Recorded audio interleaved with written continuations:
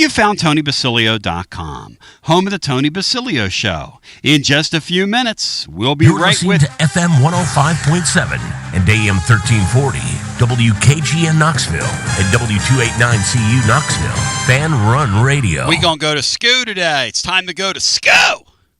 And I'm fired up, focused, and prepared to be with you because it's so nice to be with you, Gallery.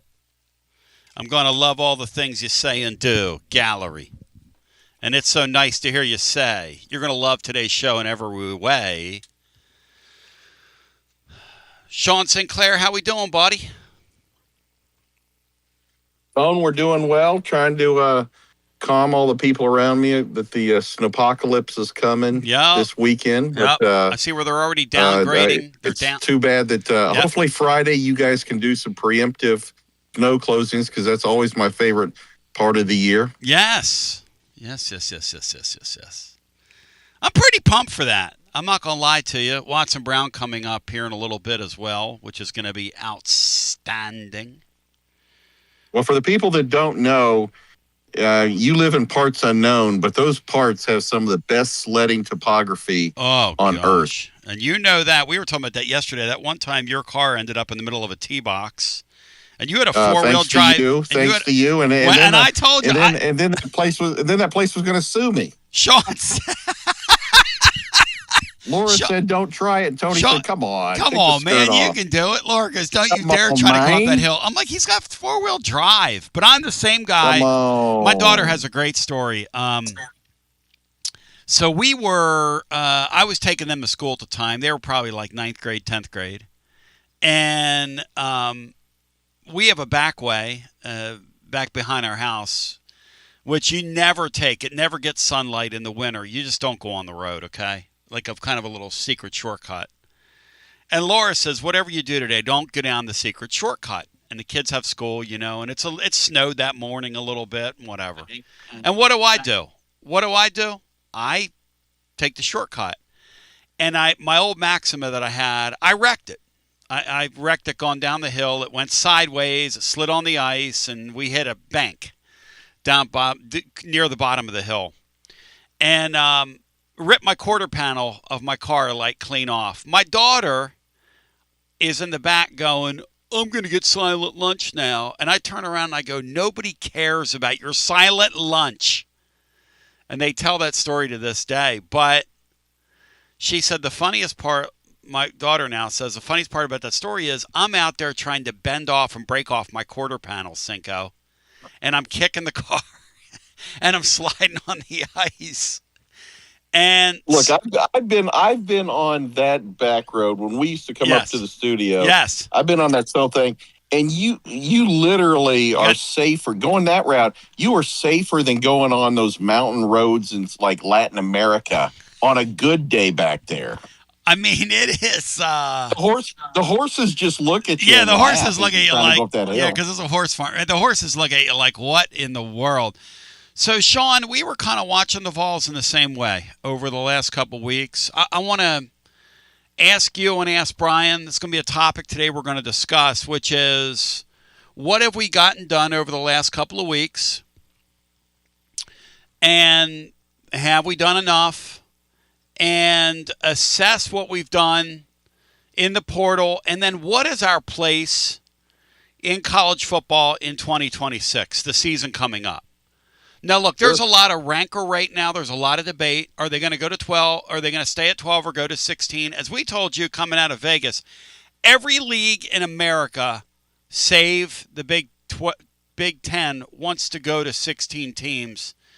The Big Ten's going to make this difficult, and there's still some belief. I was looking on something called D1 Ticker, which is a collated group of stories geared at those in the industry, and I was looking on there today or last night rather, and the belief is that they can still get to 16 this year, but Petiti, God knows what he wants in terms of concessions, who knows.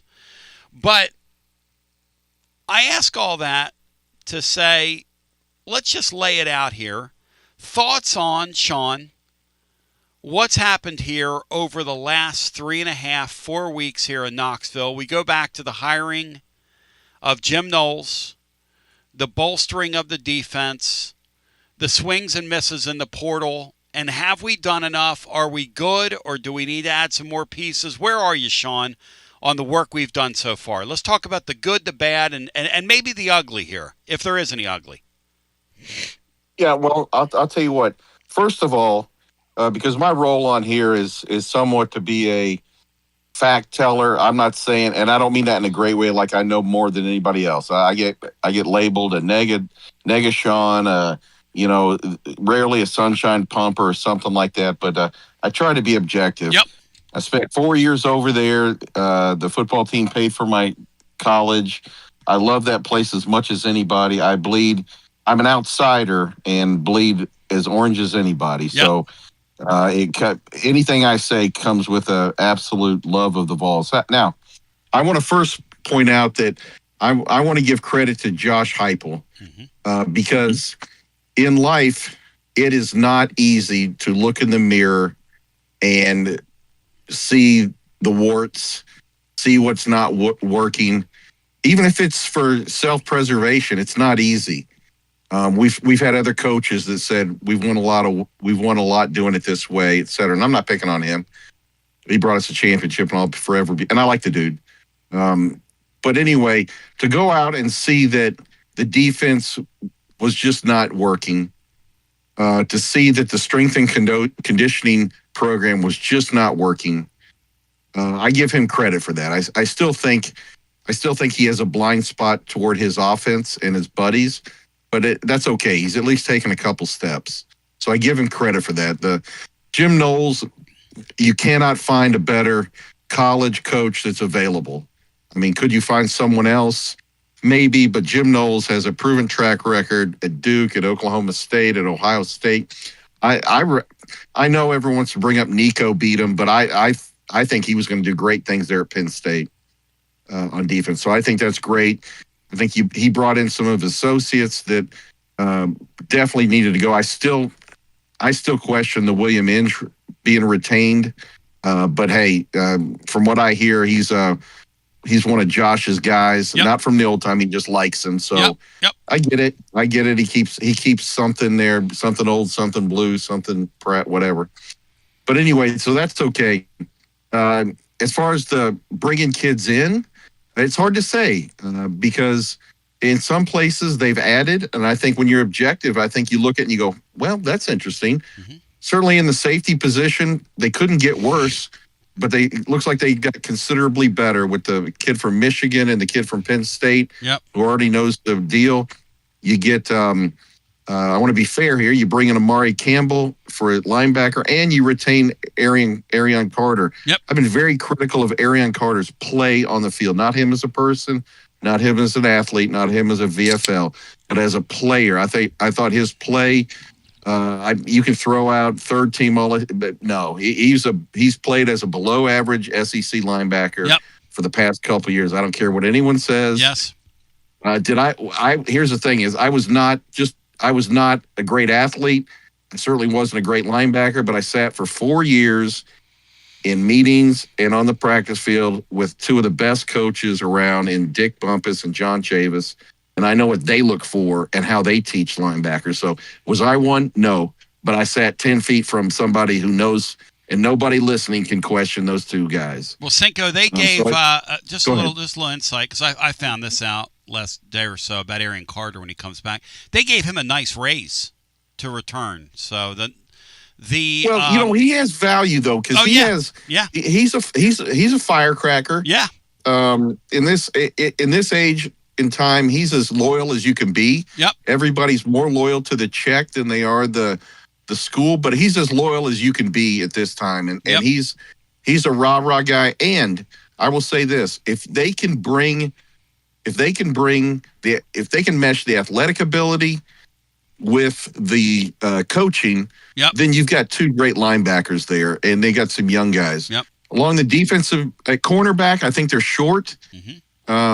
You got Redmond, who I think is going to be a nice player, but you don't have anybody that's of Colton Hood.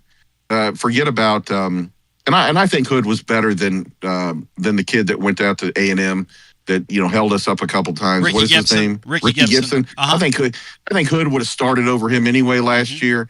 But they brought in a couple guys that I'm not sure are up to that. But hey, you never know; they could be better coached. Where I really have an issue is on the defensive line. The past 2 years, they've lost a ton of very good, experienced, big, strong war daddies on the defensive line. Yep. And they just and all we have now is young guys, great prospects, but young, 18, 19, 20-year-old. Yep. The Gilliam, I'll give you, he's good but he's just like the other guy. He's just like Utley. He's just like Campbell. Yep. Played very little football. Like the Coleman kid. Yep. You like the Coleman kid, and he may have been one or two, and he may be an NFL player at some time. Played very little football. It's hard. Yep. Yeah, it's hard. It's hard to imagine that you're going to get more production out of him and the Norman kid than you got out of Tyree West, Don Bailey, Jordan Ross, who didn't give you much, but and Josephs. That's a lot of production right there. So, did we increase in that? No, I don't think so. And then on offense, the big thing is you got some young guys, but Chris Brazzell was a huge influence in that on the games last year. And you're just hoping that one of the young guys or Keys can come in and replace that. Not sure. Yep. Tight end, I think, is a push. Yep. The kid you brought in is probably like Kitzelman. Van Dorslayer, same thing. And now you've got an emergence of Ethan Davis. So if that's his name, I think that's right. Yeah, it's Ethan. The Ethan kid. Yeah, sorry about that. Running back, I think you could have added one. It's probably a push. I was never a big Peyton Lewis guy. And losing Star Thomas and bringing in the kid from Tulane's probably about a push. Yeah, you got an all SEC guy in Bishop, who I think is fantastic, and a dynamic kid. Offensive line, I don't think you strengthen the interior offensive line, and I have a hard time believing that the Williams kid is going to be better than Lance Hurd, albeit a lot more budget friendly. Yep, we'll see, but the combination of Sham Umaroff and the kid that came from Notre Dame, boy, I would have really been looking for an upgrade there if I was the coach. Totally agree. They got concaved down the stretch of the season. Bad. I will be surprised they played, they got abused. I'll be surprised, Sean, if they don't add a couple pieces inside. And here's my thing, and one thing that you said with me that really resonated, not that I'm trying to pump you up, but last week you made a good point, and then you sent me that list off the air, and somebody else shared something with me, and Negadave's also been harping on this, and he's right. Negadave, I tried to fight him on the basketball front. I'm just going to get a bumper sticker printed that says #Negadave is right. Negadave says we're one of the youngest teams in college football this coming season. Just for that reason alone, take a couple more dollars and go out and get a couple more veteran guys, offense and defensive linemen, out of the portal that's there, 22, 23-year-old men to add, a la the Indiana model, a la the Vandy model, and let's roll. So I want the thoughts of the living listener right now that the dust has settled a little bit, and the transfer. Let me jump in real quick. It's funny because I like these guys, but this is the way things run. I never said, there's guys on this chat that are saying that I said the recruiting, the portal hall sucks, and I never said that. That is a teenage girl's response right there. Yeah. I did not say that.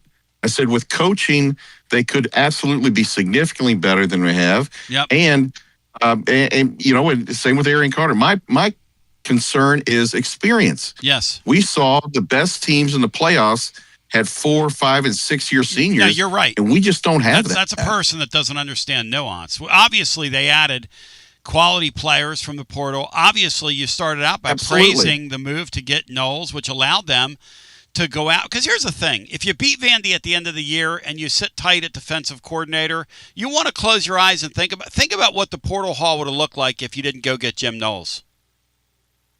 Okay, now my mic's on the ground. Let me pick it back up because that's a mic drop. And so you go get him. He brings this Poindexter guy with him. They're killer recruiters. They're going to be fine. As long as those two guys are here, you're going to get players on this campus because he has credibility. And Poindexter has the ability to get players. He did it at Penn State. So now that we've got that in, now that we've got that out of the way. What we're saying is you've got to get older. To Joshy Boy's clipboard, who said on here, Tony B changing to the win to fit his cohorts narrative. No, I'm not. I said yesterday. I said the day before that. You've got to get older. I said one of the secret sauces for Indiana and Vanderbilt is you got a bunch of 21, 22, 23-year-old kids running around. And by the way, you can do that in these sports. I don't apologize for that. And by the way, I didn't do it. And so here's the question. What's Tennessee's place this year in this thing?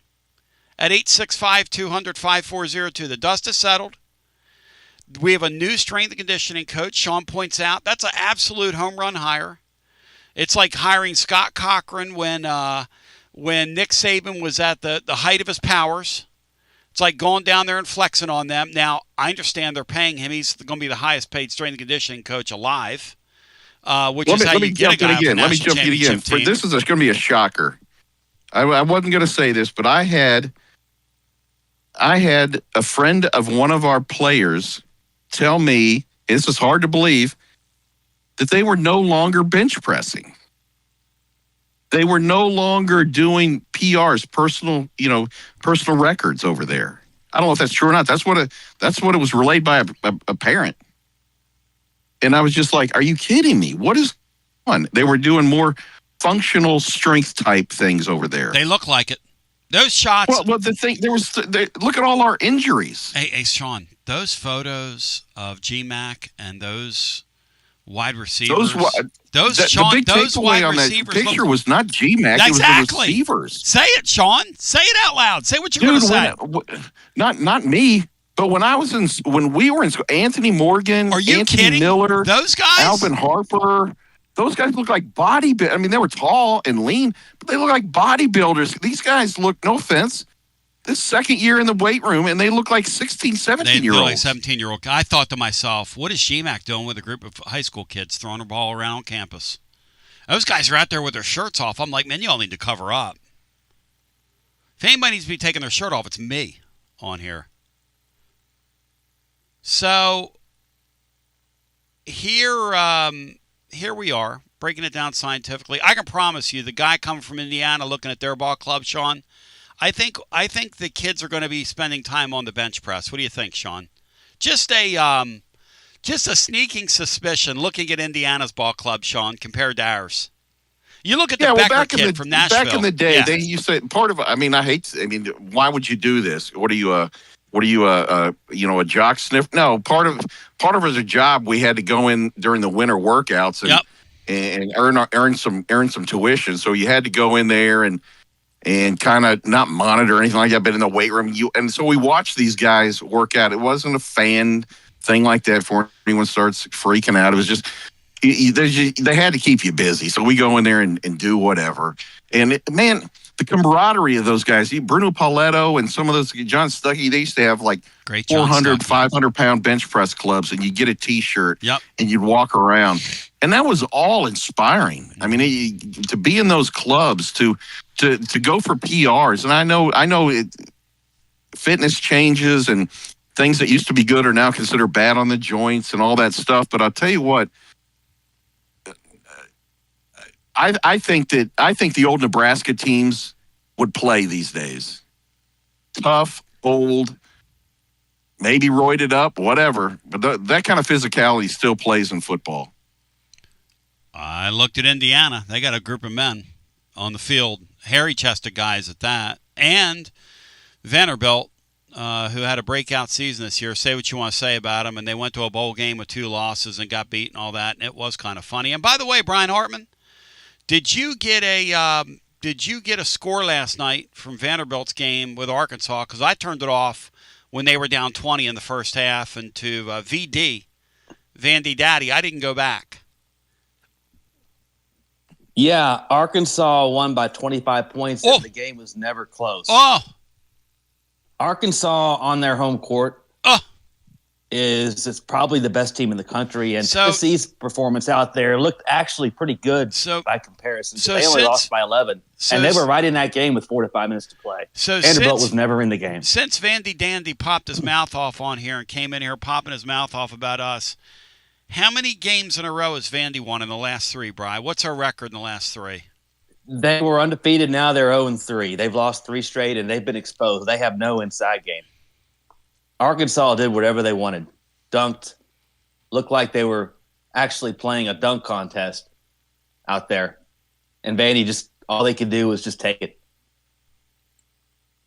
I love Vandy getting exposed. I'm here for that. Pete Nakos, I hope they lose out. On 3 reporting today, new. Charles Bediako, who I, during his time at Alabama, called Betty Croco, because I'm a simpleton. Charles Bediako has been granted a temporary restraining order and is immediately eligible to participate for Alabama. He has been playing in the G League. He signed a professional contract. I told you 2 years ago this was going to happen. Hate to say I told you so. We're going to call these guys bounce-back players. Guys that leave college basketball, go on to the NBA, made a mistake, and they're going to be bounce-back players. That's going to be a thing. Charles, well, why do kids get to be professionals in Europe, but they can't be professionals here and go to college? Totally agree. Charles Betty Croco has been granted a temporary restraining order and is now immediately eligible for Alabama basketball. Betty Croco is a professional player with the Motor City Cruise of the G League. He's in the bus leagues, and now he's back in 5-star hotels. A temporary restraining order is in place until a preliminary injunction hearing is held on January 27. A couple other little things I'm predicting here that'll end up in court.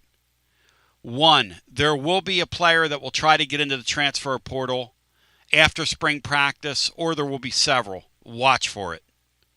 They're going to say you can't do it. They're going to sue. They're going to win. That one restrain a trade and having one portal window is not going to hold in court. It's not. Until you collect a bargain, you can't make the rules. Until you sit down and make and give the workforce a vote in the comings and goings, it isn't going to happen. So that's one.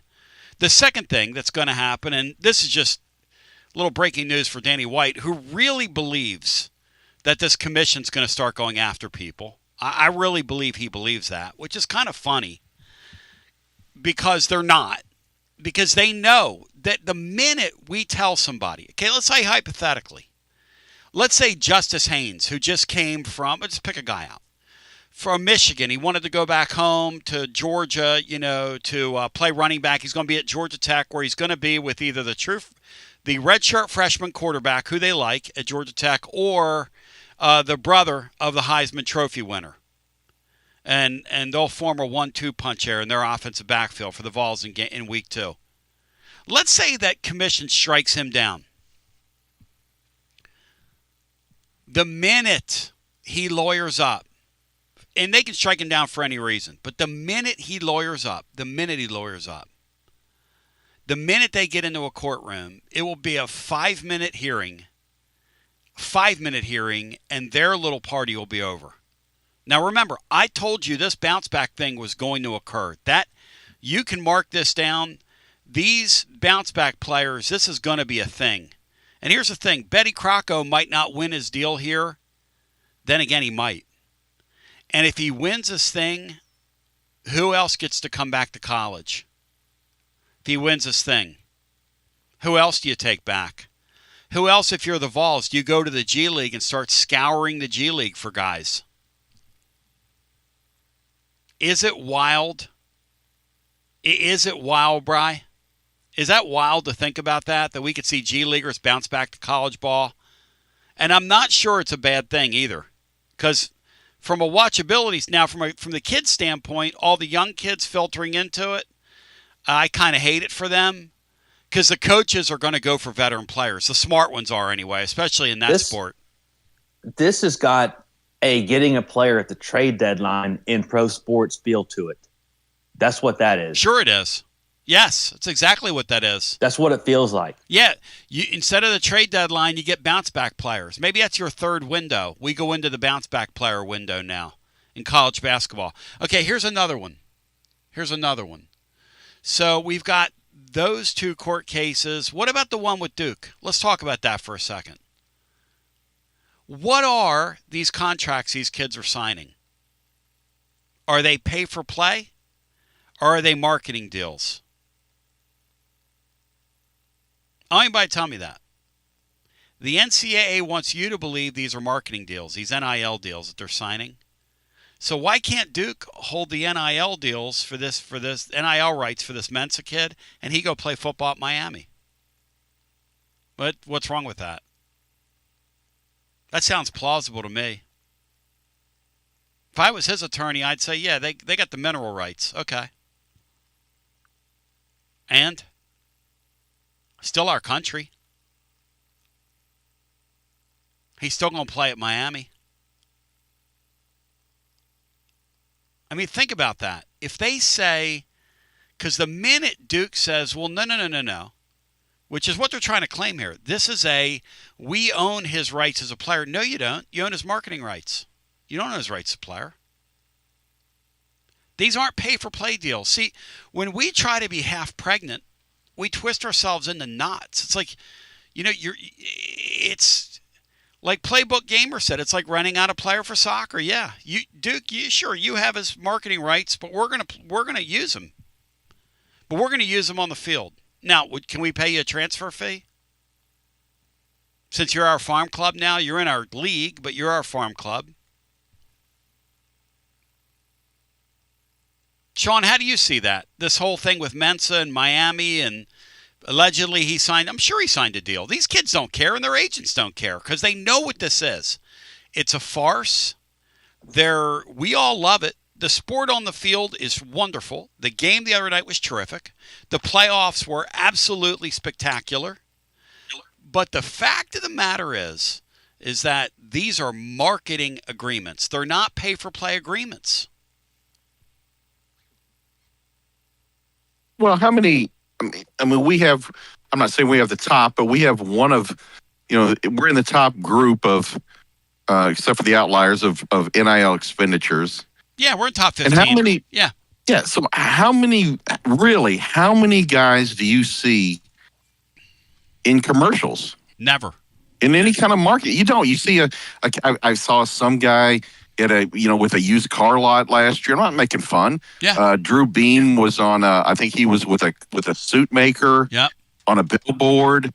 You have this or that, and what they're trying to say is, yeah, well, we're bringing them out to sign things here for $50 a piece. That didn't come close.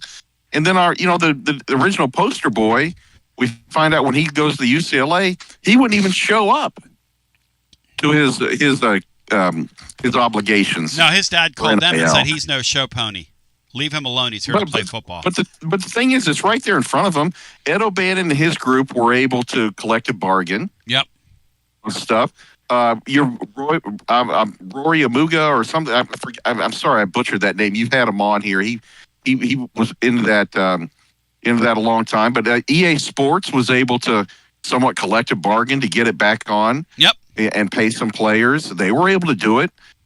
This is all on the colleges. They're the ones that don't want to collect a bargain. Yep. Because they don't want these kids being considered athletes where you open yourself up to workman's comp or other kind of employment law, retirement, et cetera. They don't want any part of that.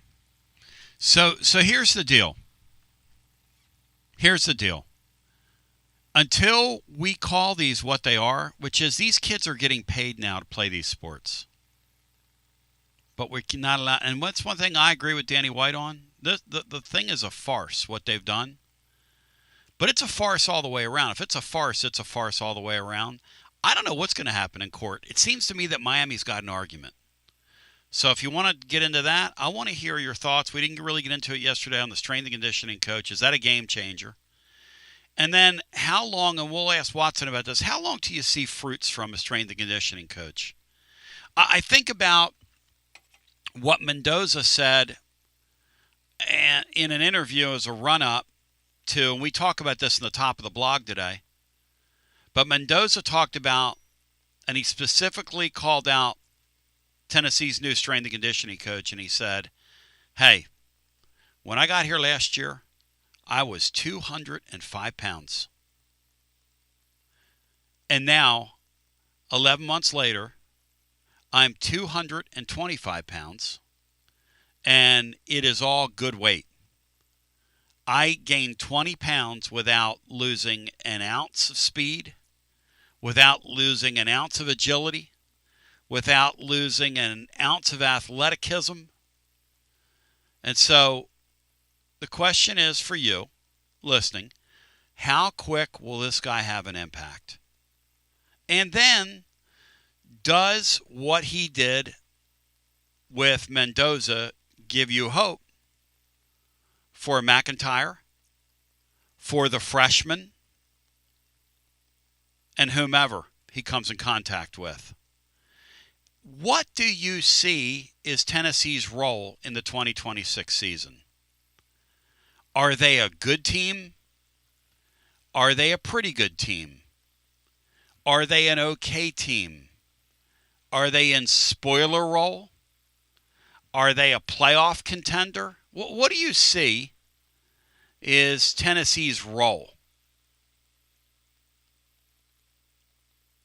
for the upcoming season? Here's the thing about the portal haul. I don't think it's over yet. They got to add some veteran players, which I think they need to add a couple linemen either way, interior people. And I don't think you can grade that till you get on the football field next year. I think it's like a lot of things. Talk about things on paper. But let's go to the phones. 865-200-5402. What do you see as Tennessee's role in the upcoming year? What kind of impact is this strength and conditioning coach going to have? And anything else that's on your alleged mind? We'll come back. 865-200-5402. Sean Sinclair with us, along with the great Brian Hartman. Vanderbilt's lost 3 basketball games in a row. That ought to kind of calm VD down for a while. You know, hey, Brian, you talk about, I mean, one good way to calm VD down, I understand, is a good shot of penicillin, Brian. A 3-game losing streak calms old Vandy Dandy down, doesn't it, Brian, in our chat room? I can't speak for one individual Vandy fan, but it should mute their fan base right now. Just put that in your pipe, big boy. As a whole. Put that in your pipe, big boy, and smoke it. Candace Lee, or whatever her name is. Put that in your pipe and smoke it. So we continue with more. There's only one sheriff in town. His name's Dr. Danny White. And I understand with the pending storm coming that, well, we had a little school closing. I'm going to leave it alone because I'm on a positive tip right now. I'm on the positive tip after this. When it's time for your next move, you want to get your precious belongings from point A to point B with your peace of mind intact. That's why you need to call my friends at Gufon Moving and Storage, East Tennessee's moving legend. Gufon Moving and Storage has been helping East Tennesseans move since 1887. That's 138 years. 5 generations. That's even longer than the Dooley, Jones, and Pruitt era combined. Gufon Moving and Storage are pro movers, serving Knoxville, surrounding areas, and interstate moves too, both residential and commercial. And we'll provide you with personalized service that other corporate movers simply cannot. We know how to move all types of items. We pay careful attention to our clients' valuables. Your satisfaction as a customer is our absolute priority. As the oldest continually owned and operated family moving business in the United States, when it's time for your next move, it's Gufon Moving and Storage. And storage, it's secure and vaulted. Our newest offering of commercial storage logistics, we offer receiving, storage, and delivery services for all your business logistic needs. See more at Gufon.com. That's Gufon.com. Or check out the link at tclub.team. When it's time for your next move, East Tennessee's moving legend, Gufon Moving and Storage. Life never stops moving. And between the 30-minute commutes, daycare pickups, weekly soccer practice, Tuesday night yoga, X number of coffee runs, and that weekend trip to Grandma's, you're racking up the miles. What you need is a tire that can keep up. A tire designed for doers. A tire that's going to last. Like the exceptionally long-lasting Michelin Defender tire. With an 80,000-mile warranty and the safety and comfort you expect, you can forget all about the miles ahead and focus on getting to your destination or conquering your to-do list. Fleet Tire, I-275 exit 1B at East Woodland Avenue in Knoxville. That's Fleet Tire, I-275 exit 1B at East Woodland Avenue in Knoxville. Fleet Tire. Inward Half is committed to the game and the memorable moments that happen in between. From the tee box to the tailgate, from the green to the big game. For the first birdie with Dad, the first big win with Mom. Friday night lights, Saturday superstitions, Sunday traditions. Fall into the comfort and unparalleled performance of Inward Half. This fall, enjoy the walk-in. Are you tired of hiding your smile because of crooked teeth? At Knoxville Smiles, we've got the perfect solution. Invisalign. No metal, no wires, just clear, comfortable aligners that straighten your teeth without anyone noticing. Eat what you want, smile with confidence, and see results in as little as 6 months. Call us today for more information about Invisalign, 865-539-1776, or just visit us online at knoxvillesmiles.com. Smile brighter with Knoxville Smiles. Out-of-town law firms have been swarming into East Tennessee lately. From Memphis, Chattanooga, and Birmingham, they've stormed into the area. Wouldn't you rather do business with a local firm? You know, a true neighbor. Marcos Garza and the pros at the Garza Law Firm are just that. There are neighbors and friends that support local causes year-round. The Garza Law Firm works to serve you professionally on criminal matters, injuries and accident matters, and Social Security and disability filings. The Garza Law Firm is here for you at garzalaw.com. The Garza Law Firm. Let us help. Cold weather is here. Is your heating system ready and running efficiently? Don't wait to find out. A simple tune-up now can help prevent costly breakdowns when you need your heat the most. Right now, PipeWrench is offering a $79 heating system tune-up to keep your home warm, safe, and worry-free all winter long. Our certified technicians inspect, clean, and fine-tune every part of your heating system for maximum efficiency and comfort, helping you avoid surprise breakdowns and high energy bills. And with PipeWrench Home Service's same-day service guarantee, you won't be left out in the cold waiting for help. Your comfort isn't just our job, it's our promise. Schedule your $79 heating system tune-up today at PipeWrench.com before winter decides to test your heater. PipeWrench Home Services, trusted in Knoxville, Maryville, Oak Ridge, and neighboring communities for over 20 years. And as always, same-day service guaranteed or the visit is free. For standard systems only, visit PipeWrench.com for details. TB here with Alan of WeShipFloors.com. Tell them about it, Alan. Hey, I'm Alan from WeShipFloors.com. Our competition's prices, well, they're going up. Ours are coming down. Our waterproof floor Supercore is the best, and right now it starts at $199 a square foot. Our warehouses are full of 4mm, 6mm, and 8mm. You strapped for cash? Well, we have our own in-house financing. Use our room visualizer and order some free samples today. Supercore from WeShipFloors.com. Best products at best price. Like Alan said, head over to WeShipFloors.com. Use the room visualizer on the website. Drop in any of the 120 Supercore floors virtually into your room and order your free samples today. WeShipFloors.com. Tennesseans, they are us. The best product, the best price. WeShipFloors.com. Living Vol fan, when it's time to get ready for 2026 and what's ahead, there's only one place. It's Alumni Hall. The best and largest selection of Tennessee apparel for the whole family.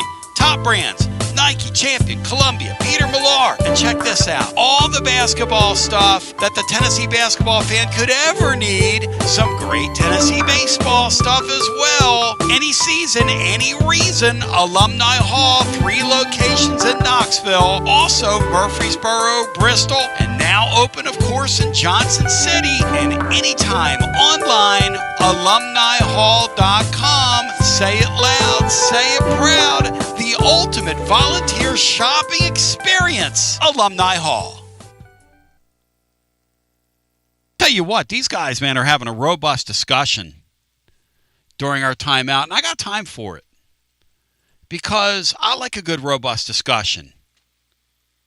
Good, robust discussion. All right, so Betty Acco from Alabama's your first bounce back from the G League to college basketball, as predicted on here. Bounce back players, that's going to be a thing. And hey, some enterprising agent's trying it. Why wouldn't you? Why wouldn't it? Why wouldn't you? You went to the NBA, there's not a place for you. You're in the bus leagues now. The G League, you make hardly any money. It's kind of a miserable deal. You hope to get a lottery ticket and get back on your way to doing whatever it is you're doing. But here's the question. So Tennessee's got a new strength and conditioning coach from Indiana. Brian, you got a question for us. Hit it. How many wins do you think he'll be worth in 2026? And am I crazy for even asking and thinking about asking that? No, it's why you made him the highest paid coach of his type in the country, which is the word.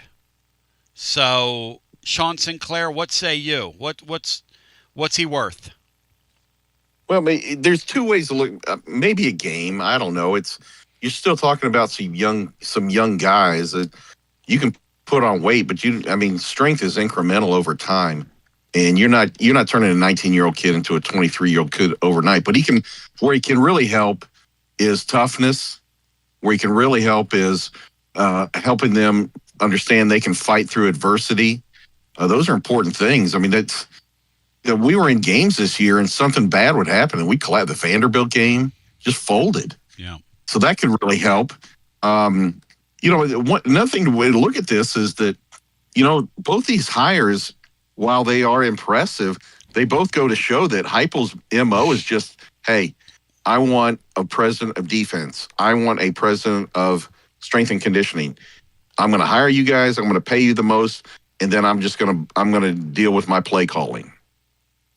I think the biggest change in this program has to come from Josh Heupel.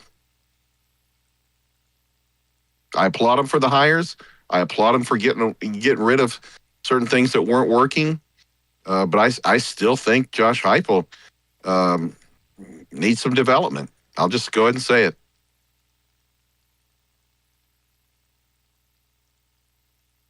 Guys, before we go to the phones, what's our place in major college football in 2026, Bri? We a playoff contender? Are we a spoiler? Are we a pretty good team? What are we, Bri? What do you see our role as? I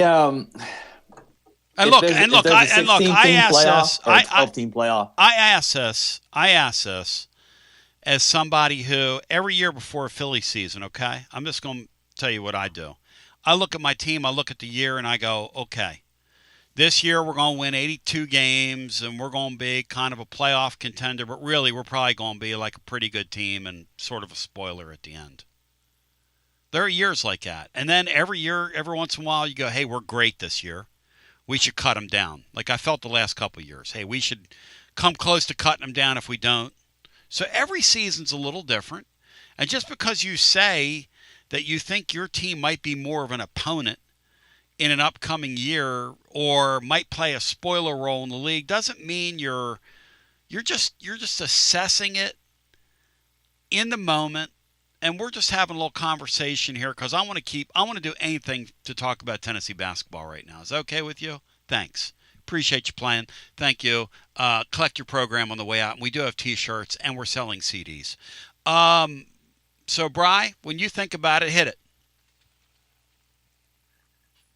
I see this team as a fringe top 25 team that won't quite get into a point where they have a serious chance to get in the playoffs late. Okay.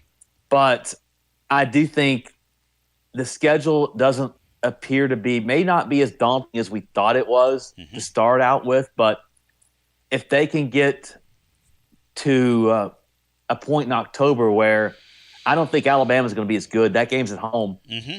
If they have one loss late in October and say that's to Texas, I think that's my goal for this team, and let's just see what they can do from there. But I don't think they're going to be in the playoffs this year. I think that's possibly a year away. But I do think they'll be fringe top 25. It's funny you mentioned Texas, Brian, because I have mentioned today on the blog over at tclub.team, we put some odds up for the national championship, and I sort of gave my thoughts.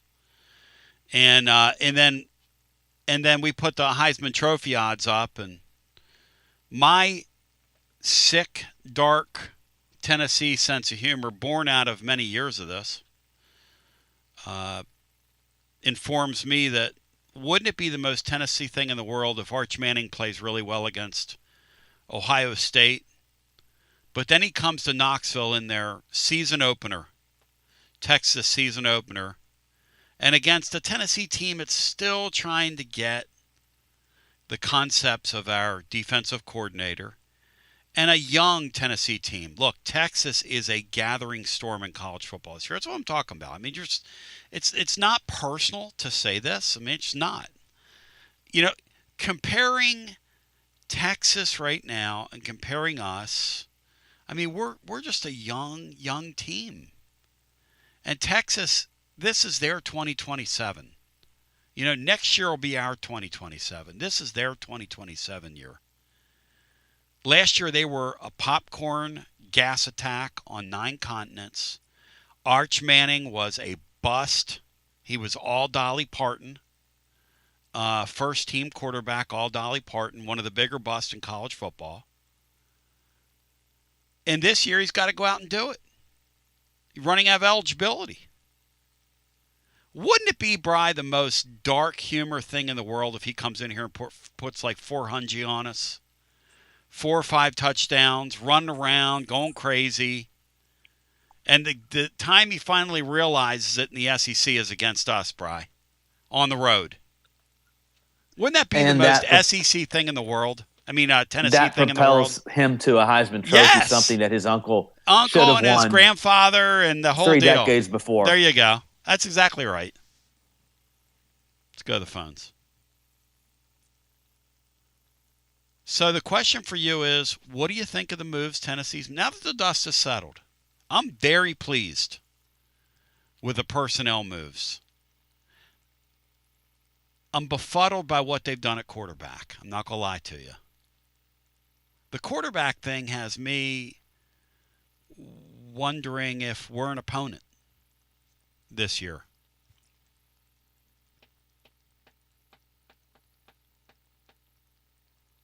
You know? That's what it's got me wondering. The quarterbacks, dare I say, the mishandling of the quarterback in the portal thing, how you go from number 2 to 112 is, we had the guy from Colorado yesterday, and the guy from Colorado said, I couldn't believe he went to Tennessee. And by the way, I found out that the NIL money they're paying that kid, you ready for this, Sean? Sean, is it closer to 0 or $100,000 what they're paying the kid from Colorado? What do you think? Oh, there's no way I have no clue. I'd see. Take a stab at it. You know, he's a camp arm. You know, he's an emergency catcher.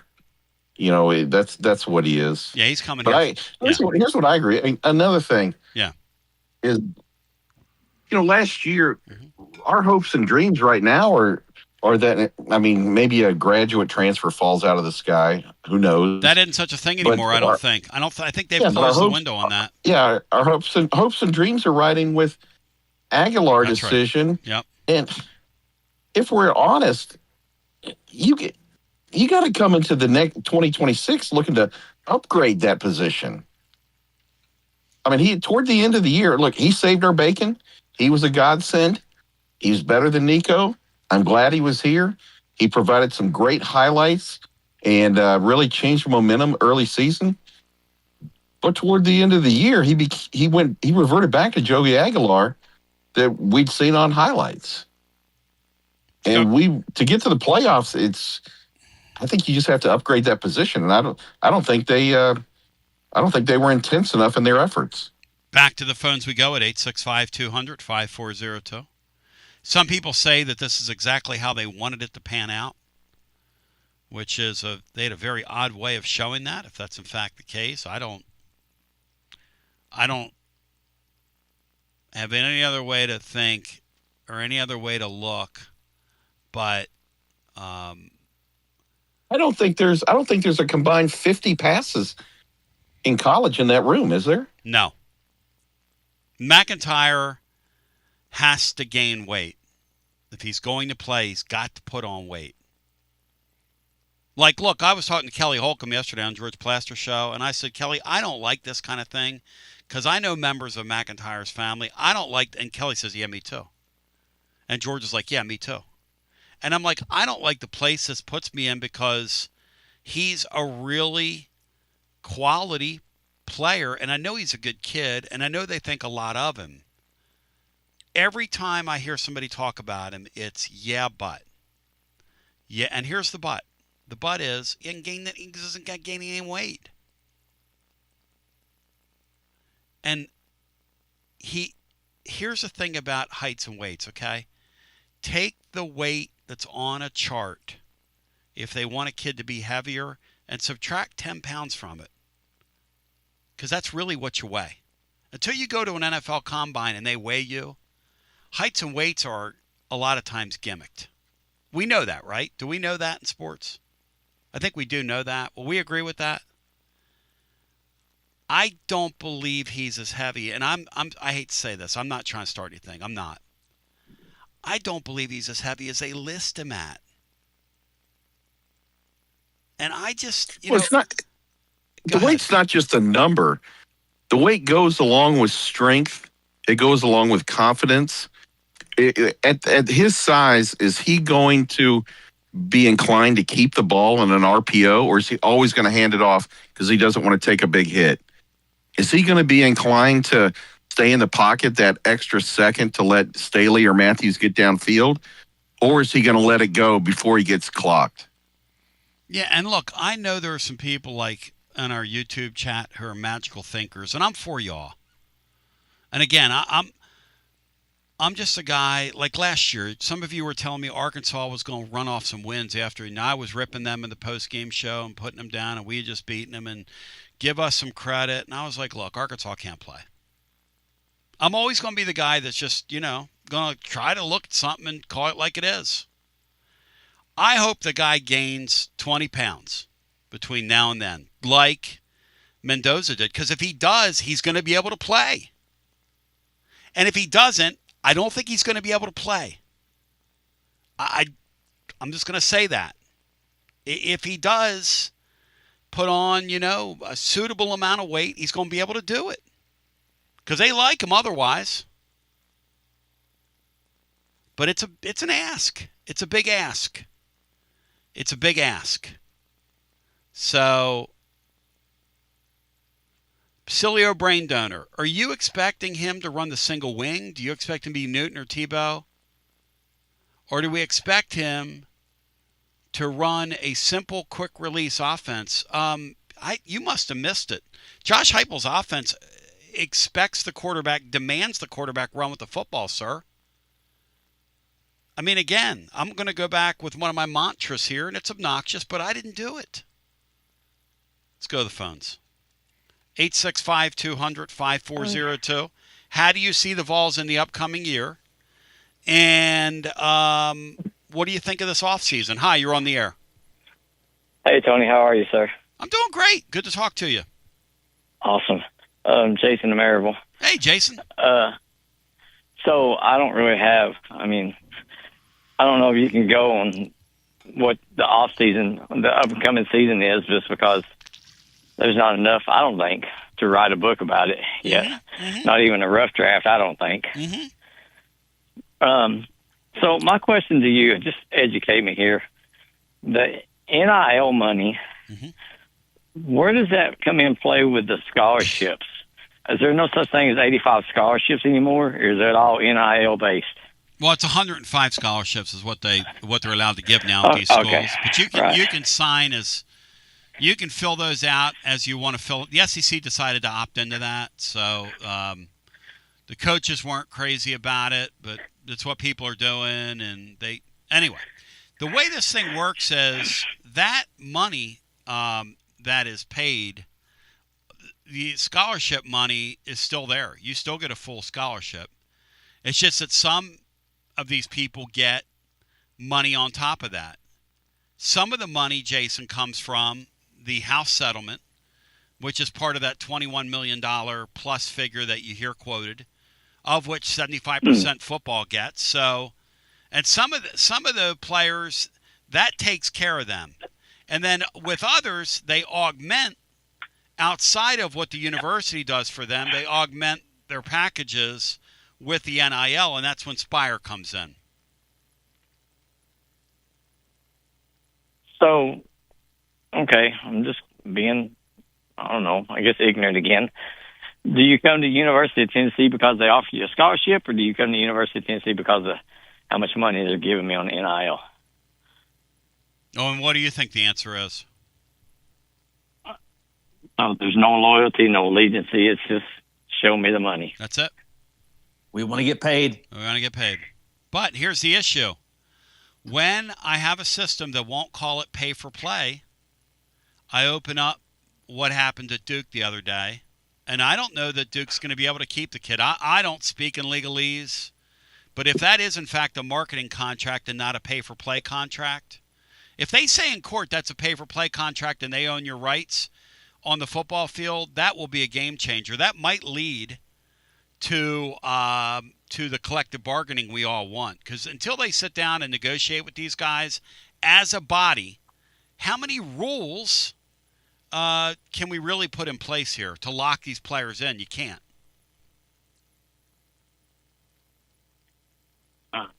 Okay. Well, thank you for educating me. Thank you, brother. Yeah, I'm uneducated myself. But I do know this. I do think you make a good point about we don't have enough. We won't know next year what any of these rosters have. For instance, LSU, I got to see them play. Now, they're probably going to add this Seton kid, Sean, who's a really nice player. They're probably going to add this Seton kid, but is that going to bolster their offensive line enough? I mean, this is borderline pickup football we're playing. Hello and welcome into our next caller. You're on the air. Hey, Tony. Hey, Sean. Hey, Brian. Hey, welcome in. Hey. This is JT over here and live up in Illinois now. Hey, JT. And good talk. Where in Illinois are you? I'm actually in Champaign.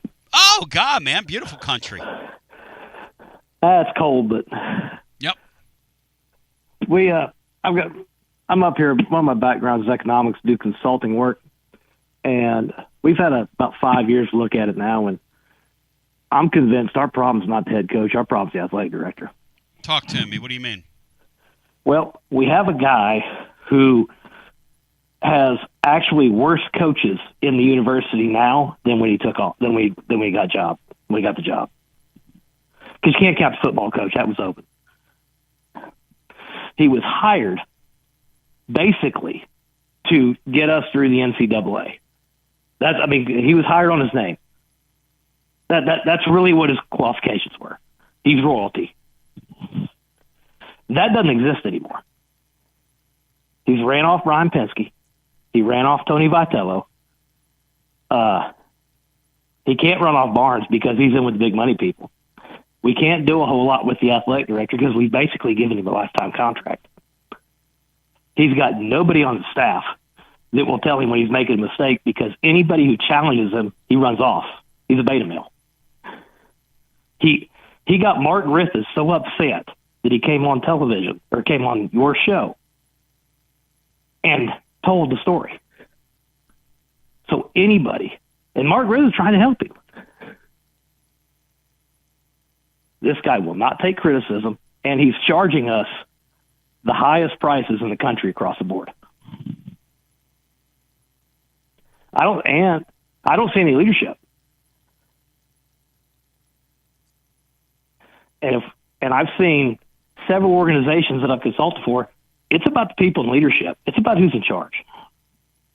So we have a head football coach who basically acts just like the athletic director. Go talk to his lieutenants on defense. Go talk to his lieutenant, the strength coach. He's got his own little department, his own little world. The most interesting thing about Danny White and watching him operate is the juxtaposition between him and the athletic director at Indiana. When the Cignetti thing came up in Cignetti, they struck gold with him, okay? But when you strike gold with a guy, you've got to nurture that person. And the Italian people, I'm just going to tell you, need a little love, man. Need a little love. We all need a little love. Anybody that's in management, as cold and nihilistic as business can become, a kind word, a gesture, hey, let's go grab coffee. Those things still matter. We still need that human, little love here and there. Well, Tony, when I said what I said about Danny and Tony's relationship, people shot at me because, that's fun. That's easy to do. But the people that know, and they knew. Now, here's the thing about it. Tony was going to leave for the majors anyway. You're not going to turn down the San Francisco Giants job. When you put the Tennessee baseball program on the map, and then you talk about the San Francisco Giants, that is a colossal jump in that sport. Okay? No offense to the Tennessee baseball job, but Tennessee baseball job is a big fish in a small pond. San Francisco Giants job is a big fish in an ocean. So that's one. But Danny White had zero relationship with him. And when I talked about it, people called me a liar. And then they saw that press conference, and I wasn't lying. When I talked on Monday, sir, to you in Champaign, Illinois, and I came on here on Monday and I said, hey, they're telling everybody they're on probation. They've got the brakes on this NIL deal. They got the brakes on the football got the brakes on. Everybody said, you're lying. You're lying. You're lying. And what did Danny White do when he got butthurt in that interview the other day, sir, with Adam Sparks? Laid it right out there. I'll give Danny White credit. He does lay it out there. You know why he lays it out there, to your point? Because he knows if they fire me, I have a 4-year rollover contract. That's why I'm keeping this thing squeaky clean. Oh, absolutely. He's certainly not going to put himself in a position where he doesn't get the buyout, because he's now in a position to try to keep people from getting their buyouts, which is the new game we're getting ready to play. Yep. That's exactly what he's doing. I am not going to risk myself here so you can fire me and I don't get my big payout. Plus, I'm going to set myself up for a commissionership job or for the Notre Dame job. That's what he's looking at. That's exactly what he's trying to do. He wants to be a commissioner. Sure he does. Or that's exactly what, and he's trying to do that with connections with the NCAA. Sure. He does not give a damn about this university. No. And anybody who thinks he does is an idiot. No, he does not. What does he have to, how many ways does he have to show that? He doesn't care about people. He can care less. But getting back to Vitale, yeah, he was going to leave, but he wasn't going to talk to Texas A&M the year before either, if you had a relationship. Well, and this guy's so petty. Yeah. He has a building that he won't finish. He's the only athletic director I've ever seen in my life not want to finish a building in the baseball stadium. Well, I appreciate the call. Sounds like you're a member of Danny White's fan club. We're going to continue with more on the other side. Watson Brown joins the fray. What kind of impact in the overall deal does a strength and conditioning coach have? Got to ask Watson about it. What are the implications of Indiana winning that natty? Got to ask Watson about it. What does he think of this middle linebacker Tennessee added from Penn State who played for his brother for a couple years at North Carolina? Got to ask Watson about it. There's a ton of stuff to discuss as we continue with more on the other side. The thing that our show, and a thing I'll never do, is be a ring kisser for anybody in power. I know that's not everybody's speed, but I just got to call balls and strikes on here. Danny White's right about we got to get to collective bargaining. He's right about that.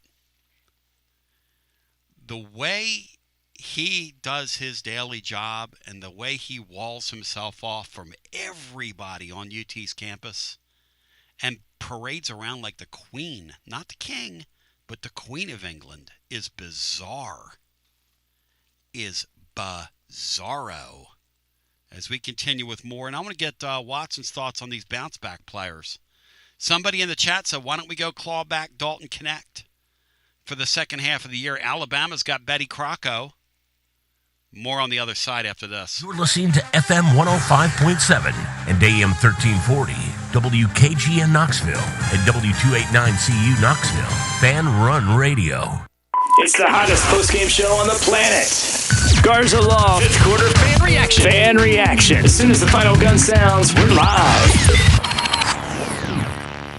Score a TD every time with T3 Vodka. T3 is Tennessee's premium vodka, handcrafted with passion, precision, and a whole lot of pride. T3 Vodka is taking the Volunteer State by storm. T3 Vodka, handcrafted in the majesty of the foothills of the Great Smoky Mountains, where quality isn't just a promise, it's a way of life. Filtered 10 times and 80 proof, T3 Vodka delivers a smoothness that's unmatched. This dedication to excellence has already earned T3 Vodka prestigious accolades. T3 is a 5-time gold medal winning vodka and the 2025 SIPS Consumer Choice Award medal winner.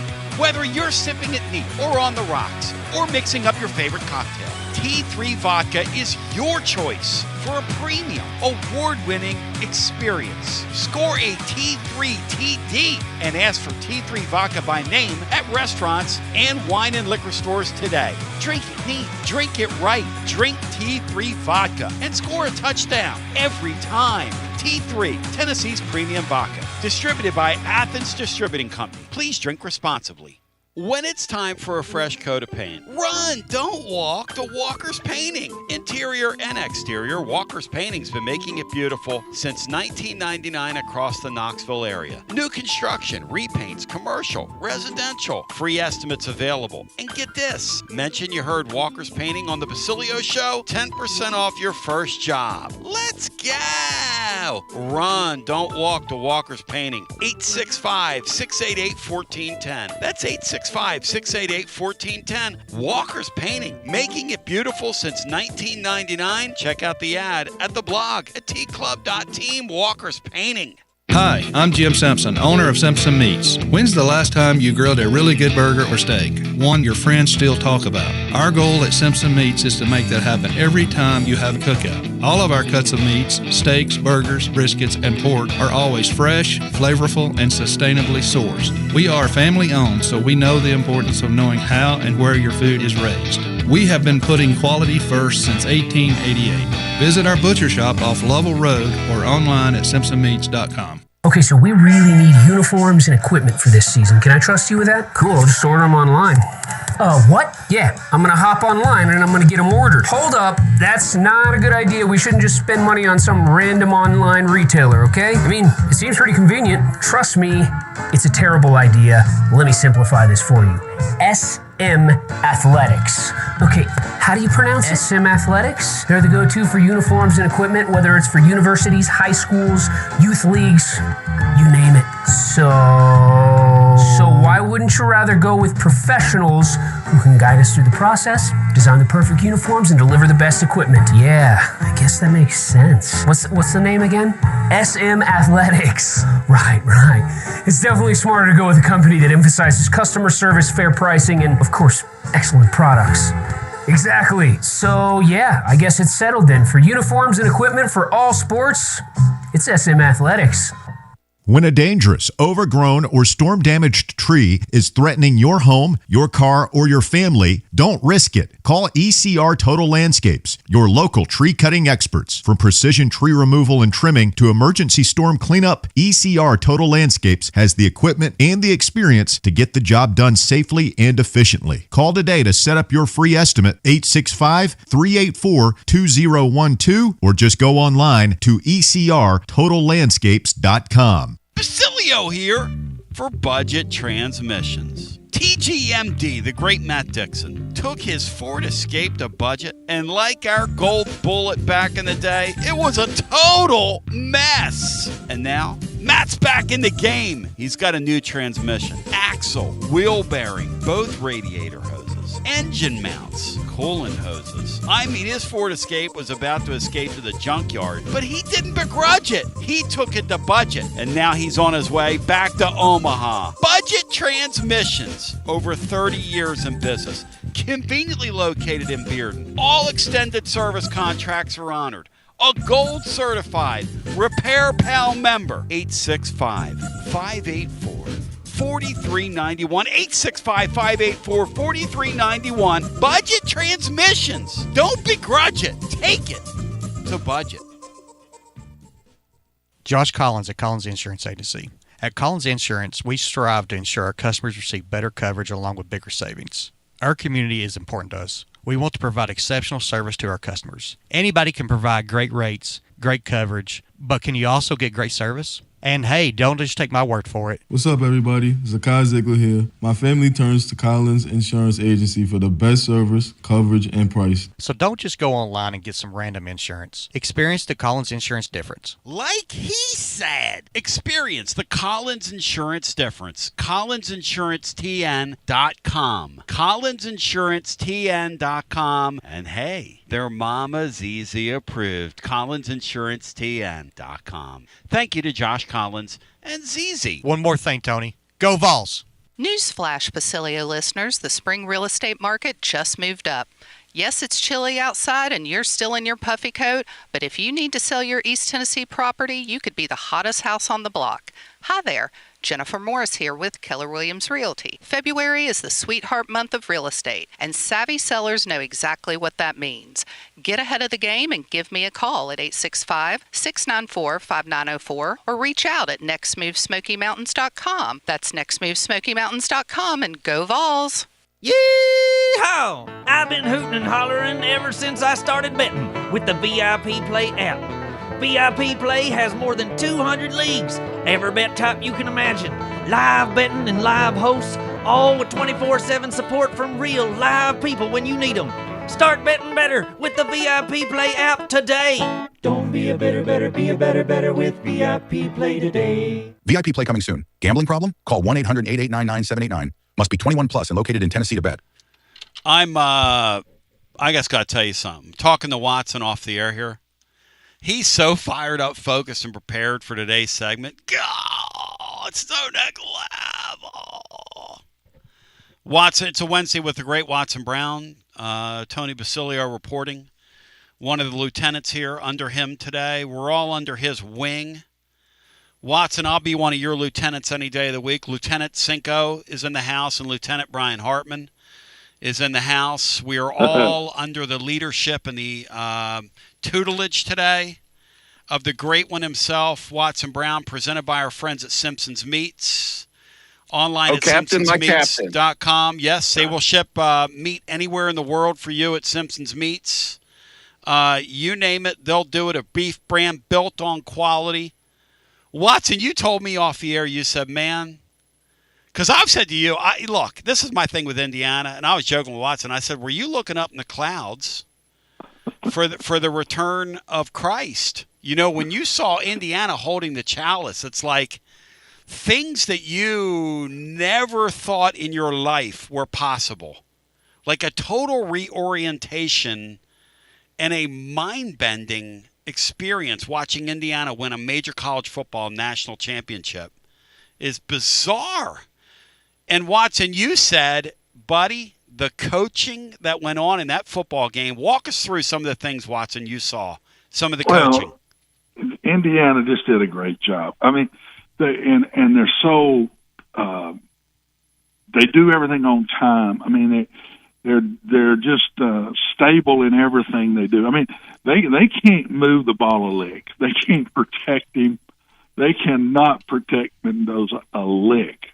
I mean, that was just awful. And they couldn't run the ball, but they take it for 14 plays down the field throwing RPOs, just one-on-one outside, because Miami's corners are playing soft. And so they just let them go down the field, and then Miami makes the adjustment. The only adjustment I saw them really make, I thought, all night. They came out in the second half. They had one of their corners back from the targeting deal, but they pressed them in the second half and backed the safeties up to where the RPOs weren't there. So Indiana struggles. They still couldn't run the ball with 6-7 in the box. They still could not run the football. And yet they go block a punt, which was awful by Miami. I mean, I think that's a starting tight end that was that third, the back wing of those three people there on the outside wing. And he just looks at the guy and just lets him go and blocks the kick. And where I think Indiana's so smart with that, they've got starters on their special teams. That was a starting defensive end that blocked that kick. It was the end that took the place of the one that got hurt and couldn't play. And the kid that came from James Madison with the coach. And so that's the way they hang in there. They block a punt and really do nothing offensively in the third quarter. Then in the fourth quarter, they made great adjustments. Unbelievable. They maximum protect, and they throw fade routes when they see them pressed and a single safety and so many people in the box. They maximum protect and checked and passed through the fade routes. And what a great adjustment, because the quarterback did not get hit in the fourth quarter, not once. The other time on a 3rd and 4, they had a unbalanced line and sprinted to a 3-man side where they couldn't get to the quarterback and threw a little old flat route for a first down. Great adjustments. And then the last one, Tony, they got 4 yards to go. I thought he absolutely made the right call in what he did. I would have gone for that too. But he goes for it, and he has a quarterback draw with the check of the fade route to number 80. And Miami lines up out of the box, soft coverage, and they run the quarterback draw, and he absolutely willed his body into the end zone. And yet Indiana turns around and put the game away. They've got 2nd and 6 inches. That's it. And their All-American left tackle jumps off sides, which gives Miami a chance to win the game. I'm telling you, you win football games, all your fundamentals and all that, of course, but you got to make big plays, and you can't screw it up if you're going to win the big ones. And Miami has a shot because of that, and I mean a real shot. And, Tony, the last play, they do a great job, Indiana, of disguising coverage. They're showing like single safety. He's leaning toward, there's 3 receivers to one side and the 1 receiver to the boundary. The left safety, the weak safety as I call him, was looking to be in single safety coverage. It looked by the alignment to be you could throw the one-on-one route to the boundary. As the ball's being snapped, the safety ran back to the deep half, and they played what I call a soft cover 2, a soft half coverage, where the corner sinks but lets him run by him, but yet isn't just level quick. And Beck did not look at the single safety. When you have a single safety, you watch him as you take your drop. If it's double safeties, you got to watch them both. And you got to do that on every drop back pass. You have no choice but to do that. He did not do that. Thought it was single safety. Tony is running an in route from the 3 receiver side, wide open over the middle of the ball. And he throws into double coverage. And then the other bad thing, Tony, to me, the receiver don't come back and fight for the ball. He just keeps floating down the field. You've got to take that corner down even. You do not let them intercept that pass. So the receiver didn't help Beck a lick. And so all the mistakes made on that one play by Miami cost them the national championship because they had Indiana on their heels. I thought it was an unbelievable timeout by Signetti to use his last timeout to calm his defense down. And the next play, they intercept the pass. Watson, the next play, they intercept the pass. Watson, who does that? Here's the other thing. Signetti on that 4th down, 2 of them, he takes timeout. Most coaches in today's game will not take that timeout there with about 5 to go in the game. He said, I'm in control. I don't like what I see. We're going to take time. We're going to get the right play in here. And then on the second timeout, when they put the ball in that quarterback's hands, and he did that Tebow Superman move and lunged into the end zone, I mean, that's the best of the sport, Watson. But most head coaches will not take those timeouts there. They will not do it. No, they won't. And the other great thing about Mendoza is how much they trust him, Tony. because that wasn't just a call play. He was going to throw the fade route to Beckers, and because they were in the same look to have the same maximum protect and throw a fade route if they had been pressuring him. But Miami showed their coverages all night long, which I thought was an unbelievable mistake. And they just showed them what they're in, and when they walked out like they did the play before, they lined up and walked out wide and didn't have the numbers in the box. So they left it on the quarterback to change the play or run the one he had called. And I'm not sure I would have done that. I might have had him look over at me at the sidelines and tell him what to do. But to put it all on the quarterback right there at that situation, QB does the right thing, and then just an unbelievable willed run to score the touchdown. And he's a better athlete than you think he is. But my gracious, Tony, he is mentally and physically tough as hell now. Well, here's the thing. I'm telling you, I'd take that kid in a heartbeat. So here's my question. I don't know how great physically talented he is, right? But I'm telling you, he's got the innards that you just can't pass on. You cannot pass on that. You've got to go for that kid in the first pick. The great Jerry Colquitt, who listens to us in Seattle, he tells me the quarterback on the field has to be different. The quarterback has to be a serious player. The quarterback cannot behave like a wide receiver. The quarterback's got to be a guy that carries himself with a certain amount of whatever that is, but he's got to have it. And when I watch that kid, he certainly comports himself in that manner. Question for you. He shouted out Tennessee's new strength and conditioning hire. Josh Heupel had a history with the guy that's been in Indiana with Cignetti for the last couple of years. Heupel had a history with him back in 2018 at UCF. I guess he filed a card away. When his strength and conditioning guy here didn't work out, and they let his contract run out at the end of the year, they struck a deal with this guy. Obviously, they struck a deal in advance. They announced it. It was a poorly kept secret. How much impact? Because I ask you this in light of the Mendoza kid comes out and gives an interview to Pat McAfee, and he says, "Hey, I'm not in this spot right now if I don't come here," and not only because of my teammates, but because the strength and conditioning coach, and he names his name, he says, "I got here at 205. I'm now 225. In 1 year, they've put 20 pounds of functional weight on me. I'm no less fast. I'm no less nimble. I'm no less agile, but I'm better." How much of an impact can a strength and conditioning coach have?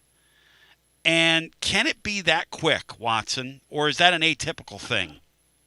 The strength, I've heard a lot of people say, well, they're not as important now with this portal, and the guys aren't there but 6 months, and they're gone. And I think they're more important because now who's around the kids more than any one person in a building?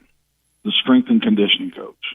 He's around them in more amount of time than the head coach, any one assistant, anybody. He's the one around them the most. And so he has a whole lot to do with the culture of what you're doing. And when you bring in 40 or 50 new dudes in December and you've got to put a team together, you're not only working on their strength and conditioning, you're working on their mindset.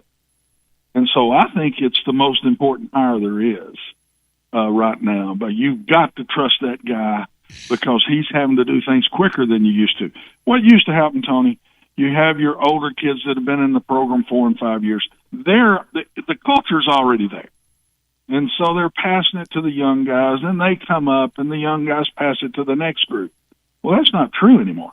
Now it comes from the strength and conditioning coach first. And the older kids that are still left and the ones being brought in buy in immediately and become the leaders and go with what's laid out there. So I think it's the most important person you hire. I think it's more important now than the offensive defensive coordinator because you've got to do things quicker. And a lot of these strength coaches have changed their ways. Their ways of doing things are to build mass quicker instead of over a couple of year period to get them when it's about time for those guys to play. They're having to look at it in a different way. And I think that's an under talked about position on staffs now. Watson Brown breaking it down scientifically. Look, there's no arguing with the fact that IU, Indiana University, they don't call themselves University of Indiana, but IU went out on a football field with, I think, the baddest team in the land in Miami. And those defensive and offensive line on those two groups on that team, how they lost 2 games in the ACC with those 2 lines is beyond me. That does not seem possible. But Indiana went out there and got and Watson's right. That defensive line from Miami roughed them up the other night. Oh. But they hung in enough to make enough plays, and they were physically up to it enough. Watson, past Indiana teams would have gone out there with Miami, and they would have gotten beat 55-3. And that's the bottom line. That Indiana team does not win the national championship, but they were damn close, Watson, because they were damn good. That's what they were. Miami is, I promise you, sick as they're watching the tape because they had ample opportunity to win that football game. Yep. Ample opportunity. Indiana is a better team. Miami has the better top-to-bottom players. But Indiana was the better team. And it showed in the game because Miami never was able to put it together. It was always something. In the first half, it was so conservative. I mean, didn't motion anybody, didn't shift anybody, just lined up, handed the ball off, or dropped back and threw a pass, and they couldn't make a first down. They come out in the second half, and they're much more creative.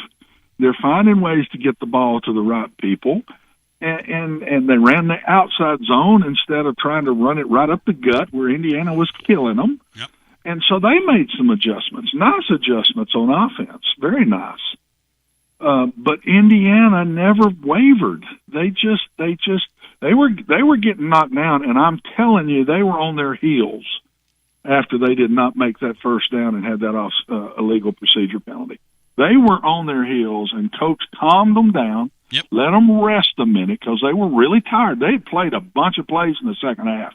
The Indiana defense had a bunch of plays. They really did not slow Miami down in the second half. And go back out there and just happened to call the right coverage that messed back up. He just didn't see it. He just flat threw into double coverage. And it is a hard thing to see, but you can't rely on the corner. You've got to see the safeties. You've got to see the safety go to that hash coverage. Well, if he'd have seen him run to that hash, it was late. Yes. But the corner let it be late by playing soft two, so there wasn't a seam in there. And it was late, but he absolutely, what you teach from day one to tell a quarterback, you've got to see the safety. If there's 2 of them, both of them. If there's one, you got to watch him first. Then go to your underneath coverage and progressions. But you've got to watch the safety. And, Tony, till this day, it's still that way. You have to teach quarterbacks to do that. If you don't, what happened to Beck, and I feel for him, because it was fundamentals. It was nothing but his fundamental. He got excited. He thought he saw one-on-one, and he got excited and just went there. And he let his eyes leave that safety. He may never have seen him. By his alignment, he saw him. But I'm not sure he ever saw him once the ball was snapped. And that was coverage interception. That's what that was. That was 100% a coverage interception. The sad thing, too, for the Beck kid is that the narrative was coming into the playoff late in the year is he can't play. He's an Achilles heel. He played really well. He played really well up till that point. Yeah. He was having a great game in one play. And that's that position. That's how you're defined. That's how you're positioned. Go ahead, Brian. He had good play. I mean, he only threw 2 picks the entire playoffs. Oh, he was that great. Included 4 games. Yeah. So yep. He played fantastic. There were games at Georgia where he'd throw 3 picks in one half. That's exactly right. So I'd like to revisit these coaches, the hires. As coach would know that I think it's even especially important now how quickly you have to get your teams to buy in with all this transient movement and everything like that. Young guys, old guys, buy-in is so critical right now. And if you think about it, take a look at this. You have the strength coach of the most recent national champion who's getting shouted out by the Heisman Trophy winner That's extremely odd. That doesn't happen. And your new defensive coordinator was a defensive coordinator of the most recent before that national championship. And so you have two guys that come in and instantly don't have to prove a thing. They just walk in the door, and if you want to improve as a player, you just immediately shut your mouth and start listening because they've got the rings to show you. Yeah, what I say to Sean, to you all the time, I say, what is a coach, the two things a coach has to have for a player to play hard for him? First, number one is respect. They have to respect you. Well, they're coming in the door with respect. Their track record proves their respect. And number two, they have to trust you. And that takes place once they get there and get to know the kids. Those two things have to be there. But no, I think Tennessee is sitting really pretty with what they've done. I can even see it in the portal. I know there's some Penn State guys, but they've really tried to go fix their defense in the portal. That was 100% what they tried to do, and I'm going to bet you the guy that came in is the one making the choices on who they take. I don't think there's any doubt in my mind. He's the one handpicking the defensive players walking in the door. Watson Brown joining, because it begs the question, and he's presented by our friends at Simpson's Meats. And I want to remind you, gift boxes are available. You can ship their wonderful meat anywhere in the country. They make a great gift. Gift boxes available. Ship premium meats anywhere in these United States of America. Hundreds have it. Listen to us. SimpsonsMeats.com. Check out their store in West Knoxville off Level Road as well. In addition to their tasty steaks that you will taste the difference, because you're talking about they raise and source their meat from farms on pasture on purpose. You will taste the difference. You will savor the flavor. Since 1888, on Jim Simpson's family farm, they've been doing it, whether it's steaks, burgers, sausages, roast chicken. They've got a variety of local offerings as well at their local butcher shop, from milk, honey, to jam, to eggs, to more. See the best of our Tennessee community at Simpson's Meats. And check them out online as well over at SimpsonsMeats.com. All right, Watson, there's more than one way to skin a cat these days. Used to be. I fought you for high school players. May the best man win. Every once in a while, the big boys would let a guy slip who was a 3-star that got on the field right away as a revelation. And now these days, Indiana's shown a different path. Vanderbilt's shown a different path. And then Miami's shown a different path. Miami purchased their roster. Indiana purchased, to some extent, their roster, but grew a lot of it. Homegrown, some 0-star guys. And Nick Saban had a funny line the other night. He said, I'm sick and tired of hearing about people call guys like Surratt a 0-star player. He goes, the guy's going to be a first-round draft pick. Quit calling him a 0-star player. He's a 5-star football player. Stop it. But the point still remains, from Tennessee's perspective, you can take and you can borrow here from either idea. You can either go the Indiana route and try to recruit and grow your own, or you can go the Miami route and go out and buy a team. From your perspective, which way is the better way to proceed now that we're starting to get more information and we're starting to watch this thing materialize before our very eyes? What's the better way to go here? I don't think there's but one way to go, and you got to do it quick now. You don't have a choice. You want to try to do it with all high school kids, Clemson, and you just keep your players and let them grow and do it that way. The kids won't stay anymore. You can bring in 4 and 5 stars, all of them high school kids, but if they're not playing pretty quick, now they're gone. So you can't keep them together. They won't stay. So you've got to go the route. I'm watching the better ones. They're still taking the group of high school kids, but they're taking a ton and a ton more portal kids. And really, Tony, they're not having any choice because they're also losing 15 to 20, 25 kids off of their own rosters. That's right. They're losing them. They have to do this. There is no choice. The way the NC2A has set up the transfer portal and the NIL and the collective and all of the money, you have no choice but to do it this way. You cannot do it the old way anymore. And if you try, you won't make it. You're not going to make it. You're going to get fired. And so you've got to think year to year now. 100%, every college coach in the country is thinking year to year. Okay, how do we build next year's team? And as soon as that's over, and even before it's over, how are we building next year's team? How many are going to leave? How many are going to stay? The way they do it in today's world, and you have 9 coaches on your staff and a recruiting coordinator that do everything, you could not do it. It's an impossible way. You've got to have these extra people in the building that all of them got that have nothing to do with the X's and O's, nothing to do with practice schedules, nothing to do with the strength and conditioning room. They have to do with nothing but bringing in new players and who's going to stay. They're also involved in get around each the team and find out who's thinking about leaving. And so we know before it gets there exactly who we think may be leaving us and going somewhere else. I don't think you've got any choice but to do it that way now. Sean Sinclair, your thoughts on that? It's interesting because one of the things I draw from both Miami and Indiana and a lot of these playoff teams is you've got to be old in that sport. Vanderbilt showed me that. You got to be old in that sport. You got to have some older guys on your team. Cinco, it's interesting what Watson brings up from the perspective of, because Tennessee certainly has the goods to be older, Sean, year in and year out. They have the money to do that.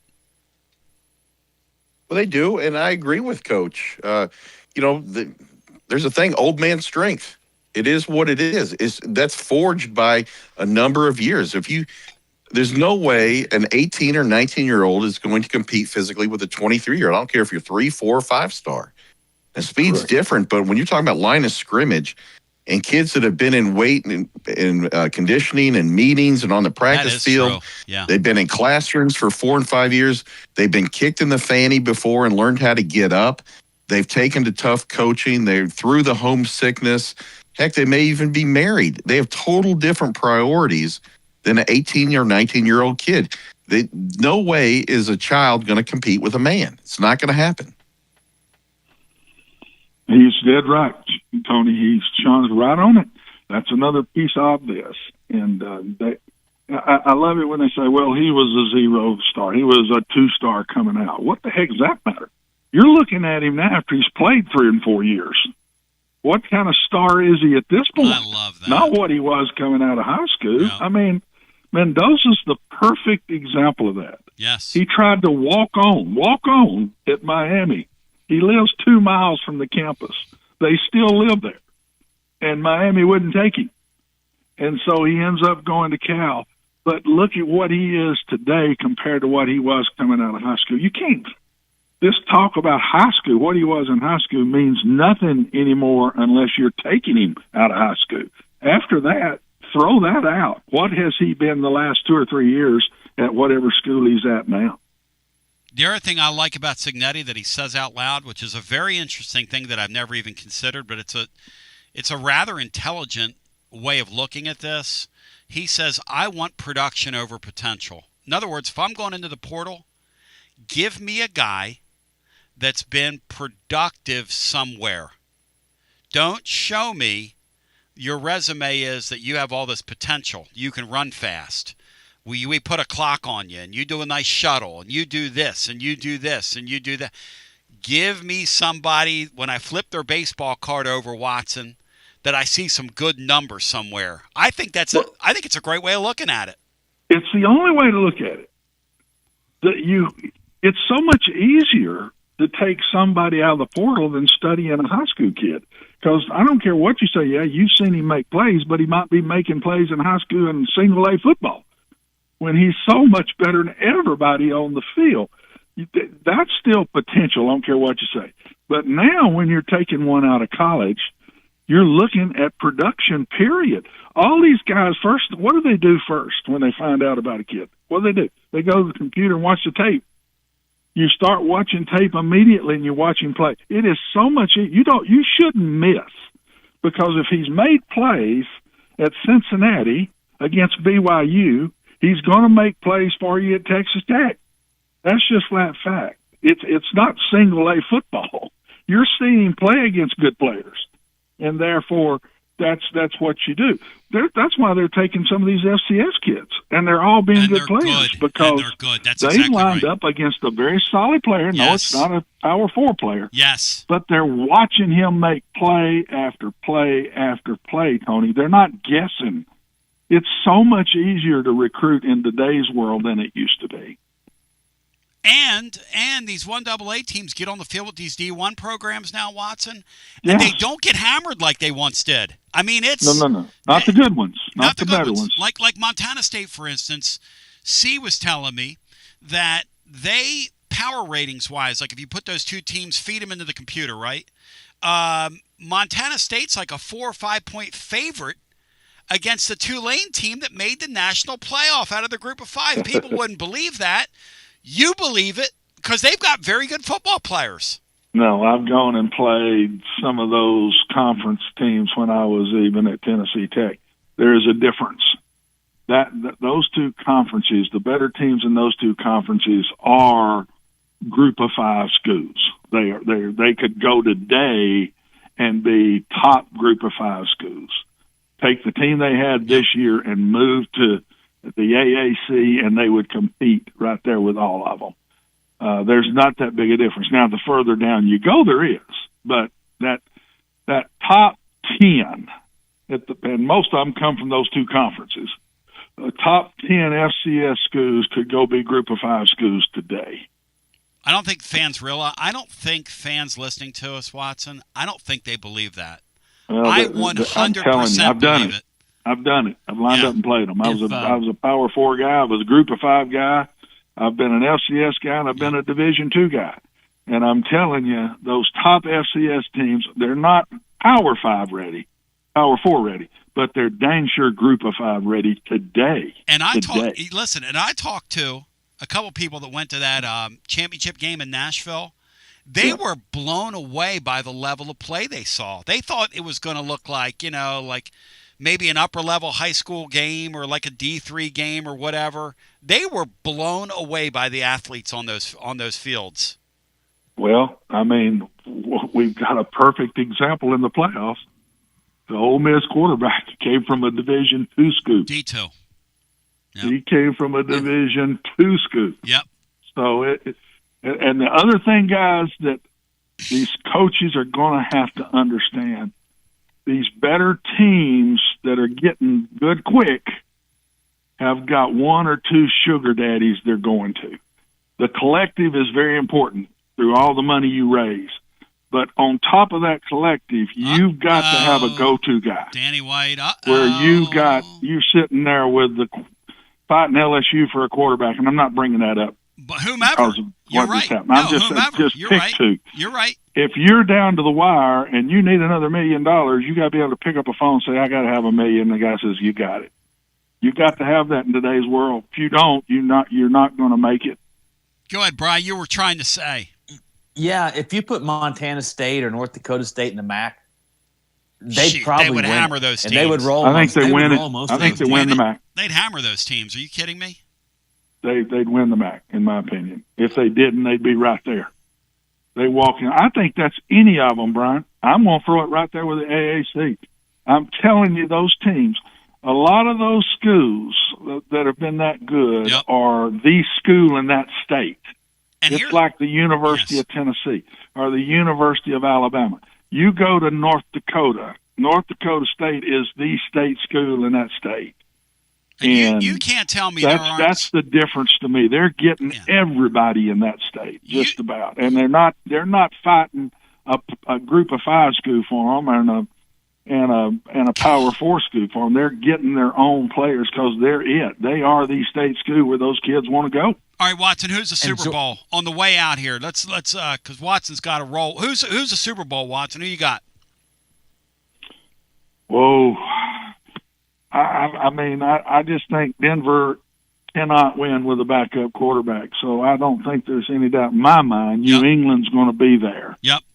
With that kid that was with your brother at North the next Carolina. one is the tough call because I just, for some reason, lean toward the Rams. I don't know. That's a tough place to play. They tell me the toughest place in all of sport to play. And they're good. Their defense is real good. So that's the one I'm not sure. I just can't see Denver, and I know they'll be there. It's going to be a close game, but I just can't see with the backup they just pull it off. I just can't see it. Watson, you're the man. I have a feeling Denver's going to win that game because it's just... That's amazing you do. I mean, it's just dumb. I want to feel that it makes because no sense. They're better on defense than the Patriots. They are. They're a better defense. The Patriots the other day scared me when they had turned the opponent over 5 times, 4 interceptions and a fumble, and it was still a football game late in the third quarter. I mean, that can't be. Yeah, but that Texas defense, I think it is the best defense in the NFL. Oh, and that Henry T. You're talking about got to be sick now. To have a defense like that and a quarterback go out and play like that. They're so good. Oh. Because that you're not giving Texas enough credit now. That defense is bona fide. And whether they were playing in, with that rain, snow, the worst it can be, makes that ball slick and your hands are froze. That's not an offensive night right there now. That is not an offensive night. So defense prevailed, and it's a shame that they lost that football game. It's a shame. Watson, love you. Love your show. Appreciate you. Lieutenant Basilio, under your tutelage. It was unbelievable, my friend. It's an honor, guys. Always an honor to be on with you and fun. Thank you, my brother. Presented by our friends at Simpson's Meats. I'm going to send him an assignment next week to. I want him to really break down that linebacker from North Carolina, Tennessee got, and look at him and do some research and ask around, and he'll do that for us. He thinks Owings is the most important hire Tennessee's made, the most important acquisition Tennessee's made. Sean Sinclair, do you? I think that's a very interesting perspective from him. The guy is going to be tasked with, now that we struck out in the portal for quarterbacks, and look, we struck out in the portal for quarterbacks, and we were trying to hit a home run, but we struck out, and that's okay. I don't mind. Look, we were trying. People criticize Heupel for getting on the airplane and going down to Martin and trying to talk the family of Simpson, into, hey, we love you, we love you. Nothing wrong with that. Nothing ventured, nothing gained. Doesn't hurt to make a phone call. Doesn't hurt to get in your car and go drive across town and go see a client, which is the equivalent of that, or a potential client. I mean, it's just business. This ain't pleasure. And then, okay, so you got kind of the optics of a guy coming to take a player away from you on the tarmac. Whatever. All's fair in love and war. You're going to win some, you're going to lose some. There'll be players Tennessee will take away from LSU at some point in this deal. Okay, that's fine. So, at the end of the day, they didn't get him. But now it's what can you do with what you have? And Sean, he calls him the most important guy on Tennessee's campus. And when Watson Brown Speaks, presented by our friends at Simpson's Meats, online at simpsonsmeats.com, you can ship premium meat anywhere in the world or treat yourself. We're going to be stuck. Might be stuck inside. I'm selling on the storm this weekend because now they're starting to say, well, we kind of got, all the hype. And one thing I don't do is deal in hype on here. We never hype things up. Go ahead, Cinco. I'm sorry. I agree. The guy could be very impactful. He obviously was there in Indiana. Quentin Eberhardt was huge for Tony Vitello. Yep. He went out of his way to say that. Back in the day, I know he had his problems and still has his problems. God bless him. Scott Cochran was a huge, impactful person for Nick Saban. Yep. In that Alabama dynasty. You can see, it's not all Scott Cochran. Saban was the greatest ever, but that Alabama team's lost its edge. But I'd like to interject here. Just came across an article on 3, and they were talking about Cody Campbell. Cody Campbell was interviewed on the Will Cain show yesterday, and he was talking about the landscape of college football, and he said that quote, the identity of the Blue Bloods are changing. So certain schools that have been historically really good or had a great brand or won national championships, they won't do that anymore. It will be the schools that have the financial resources that will. And then he goes on to reference about how struggling it is right now for Alabama and Auburn. If you look at the recent rankings, while Alabama was still very good in the high school rankings, that's almost like a beauty pageant right now when you need plow horses. Yep. So to speak, to get things done. But Alabama ranks 45th in the country in the portal rankings. That catches up with you. I think he's got a point there. And he talks about the University of Texas and Texas A&M. They hate him. How they're just they're completely bolstered with that. But I like Cody Campbell. I like Mark Cuban's given a lot of credit for that, but he didn't interject any kind of Cody Campbell money into that place. No. I mean, the fact of the matter, you had Huguenin on a couple weeks ago, and he said that the Indiana NIL budget was comparable to ours, if not less than ours. It is. It's right there with ours. It's top 15-ish in the sport, and their expenditure on last year's football team is right with Tennessee's level. Now, look, there's more than one way to skin a cat. Obviously, they've caught lightning in a bottle. Obviously, every button this guy is pushing is turning to gold. Obviously, he's got the Midas touch right now. Obviously, we missed a kick against Georgia. If the kick goes through against Georgia, are we in the playoffs? Are we one of the teams everybody's talking about? I don't know. You tell me. We continue with more after this. More calls. Are you currently a residential electrician? Would you like more benefits, better pay, more upside? What about a $3,000 signing bonus? Free company-paid health insurance, annual profit share, company vehicle, gas card, much more. Call Advent Electric today. Advent, known for their large commercial jobs around town, and due to high demand, they're adding additional roles for their residential department. Maybe you know a friend, family member that's a residential electrician. Spread the word. Email hr@adventelectric.com. hr@adventelectric.com. 865-588-0631 and ask for the Tony B 3K signing bonus. Advent Electric is hiring. You got to dream about buying some land and building on that land. Well, Waterside Contracting is your ticket. 25 years of making dreams come true, Michael Scott. For hundreds in our area, custom homes or remodels, Waterside Contracting will build on your lot. They do incredible work all over the area. Structural integrity, quality without compromise. It's a way of life with Waterside Contract. Check out the wonderful work Waterside does. WatersideContractingLLC.com. When it's time for your dreams to come true. Quality without compromising. Waterside Contracting. College football fans, Chris Fowler here with the play call. This season, go for Dose with ice-cold, refreshing Dos Equis. It's more than a single play. It's a mindset. Think of it as a 2-point conversion for real life. Taking the risk, making the bold move. Whenever we get the chance to go big, we take it. On the field and off, always go for Dose with Dos Equis. Enjoy Dos Equis responsibly. Copyright 2024 Dos Equis Lager Especial Beer. Imported by Cervezas Mexicanas, White Plains, New York. Hi, I'm Jim Simpson, owner of Simpson Meats. When's the last time you grilled a really good burger or steak? One your friends still talk about. Our goal at Simpson Meats is to make that happen every time you have a cookout. All of our cuts of meats, steaks, burgers, briskets, and pork are always fresh, flavorful, and sustainably sourced. We are family owned, so we know the importance of knowing how and where your food is raised. We have been putting quality first since 1888. Visit our butcher shop off Lovell Road or online at simpsonmeats.com. Tony Basilio along with the great Mark Griffin. And we're here to talk about our friends at Performance Medicine. And Griff, their slogan, stay educated, stay healthy. That's you. Wow. I really like to think that, Tony, and I'd like to give Dr. Rogers a lot of credit because I definitely want to stay educated and healthy, and knowing that he's putting the time and effort in to make sure of my care, I want to encourage your listeners to put the time to learn and become educated and get to know Dr. Rogers and see if it can help with your health as well. And there's a really, really easy way to do that. In fact, they've got their own YouTube channel. You can see Dr. Rogers for himself with his staff.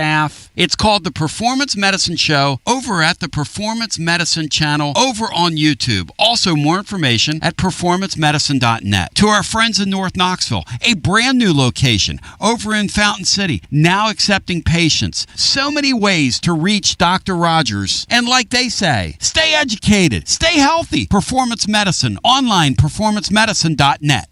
Located in Knoxville's historic Old City, Barley's offers great food, live music, the best draft beer selection in town, and now your new favorite place to watch sports. Their indoor projector is perfect for any weather, and they've revamped their upstairs area with more TVs to take in all of the action. Their menu features hand-battered chicken tenders, juicy burgers, fresh salads, and the tastiest pizza in Knoxville. You can enjoy their happy hour drink specials daily from open until 6 p.m. Barley's Tap Room and Pizzeria. Basilio here with my buddy, Connexial Kristen. Hey Tony, good to see ya. Connexial builds fleet technology that helps transportation and logistics companies win big. Live GPS, easy ELD and compliance tools, AI dash cameras, and asset tracking, all backed by the #1 U.S. customer support team. Want a better playbook for your operations? Visit Connexial.com/Tony. That's KONEXIAL.com/Tony. Connexial, built for drivers, trusted by fleets, and proud Vol fans. Tony Basilio here, and I got the great Chad Stockton of FC Alliance 2026. Chad, do you believe we've made it? Boys and girls teams start off the new year at big national event showcases. We got our younger kids training indoors and doing a lot of things to get better. So we're excited about what the future holds. Chad, I hear the juice behind you. I hear the kids. Your program reaches throughout East Tennessee. If folks want to get involved, what's the advice? We're easy to get in touch with. We offer players at all ages, all levels, all experience. We have a program for all of our kids that we have, and we're excited for anyone to join us. And even some Lady Vols as well. Several college players all over the country, yes? Absolutely. We had a lot of girls that we were able to watch play in the NCAA tournament. A lot of our former players made big runs through the tournament. We're so excited for them. Growing the beautiful game. In this, the year of the World Cup in North America, celebrate the beautiful game. Get your child involved. FCAllianceKnox.org. That's FCAllianceKnox.org. And Chad, thank you, man. Keep growing the beautiful game. Absolutely, Tony, and thank you very much.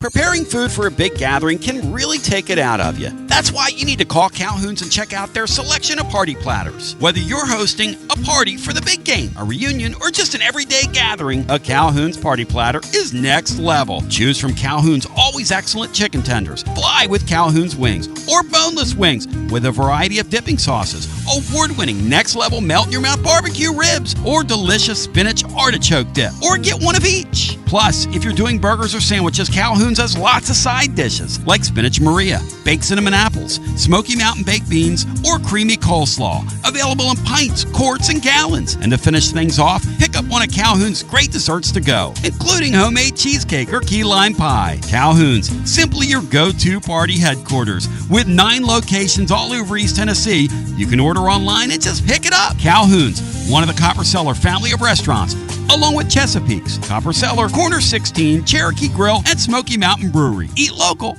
eat good. From the sunrise over the Smokies to the Saturday cheers at Neyland Stadium, Knoxville isn't just where we live, it's home. But let's be honest. Finding your perfect spot in a hot market can feel like a full-time job. Whether you're looking for a Craftsman in 4th and Gill, a family home in Farragut, or a view in South Knox, the market moves fast. You need more than a listing. You need an edge. And that's where I come in, Jennifer Morris with Keller Williams Realty. And I specialize in helping Knoxville buyers win. I don't just find houses, I find the right fit for your budget and your lifestyle. Ready to unlock your front door? Visit nextmovesmokymountains.com or call me at 865-694-5904. That's nextmovesmokymountains.com. And as always, go Vols. We 865-200-5402. We are going to do, ladies and gentlemen, some overtime. My man, William Pattison, is on the way next. That was a really fast couple of hours we spent on the radio, was it not? I found that to be time well spent. I found Watson Brown to be excellent. I found the content to be very good. I think the discussion will be robust throughout the offseason. I find college football to be a maddening proposition right now. These sports are, as they're in this iteration, yet highly interesting at the same time. This iteration is not going to last long.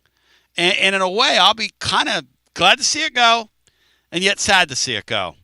Talk to anybody that kind of gets steeped in this. That transfer portal stuff, the amount of stuff there is to keep up with, and I use stuff as an FCC ready term instead of what it really is, which is a fecal blizzard.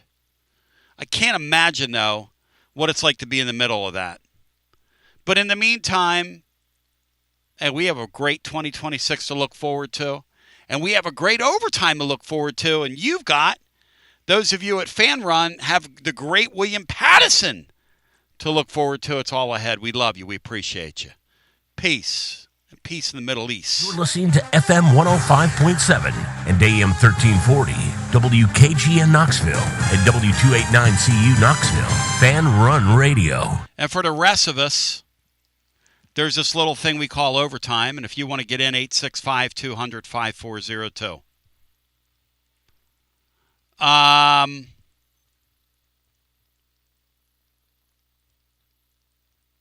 So here's the deal. Here's a deal. Great show today. I want to read some comments from some people, and then we'll go back to the phones. Bri or Sean, anything else you guys would care to enter into the discussion before we go back to the phones that would maybe augment our discussion today? Bri, that little factoid that you just had, I think would be worth mentioning at this point in time. Yeah, the Tennessee, Florida State, Oklahoma, Miami, USC, Texas, Florida, and Auburn have something in common that's kind of interesting. They've all won BCS national titles, but they've never won a playoff era national title. Give me the teams again, and let's go one by one, and we'll say in the next 10 years, do you expect one of these teams to win one? And when we get to Tennessee, don't get offended, okay? Don't get offended if we don't give your answer. I want these guys I want these guys to keep it real. Do you expect these teams to, how about we'll just say play for one? Play for one, which is another way of saying get back to relevance, because Miami, Sean, by getting to the final game in a 12-team playoff, I call that getting back to relevance. I think that's a fair thing to say. If you make a playoff game and get blowed out in it, you're semi-relevant, but I'll ask anybody, who were the teams that got eliminated in the first round this year? Can you name them? Off the top of your head, can you name them?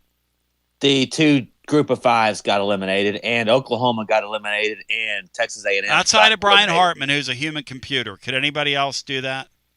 Yeah, but you know, the interesting thing to me is that it was a sweat for Miami to get into the playoffs. There were a lot of people talking about, should it be Notre Dame? Should it be this? Should it be that?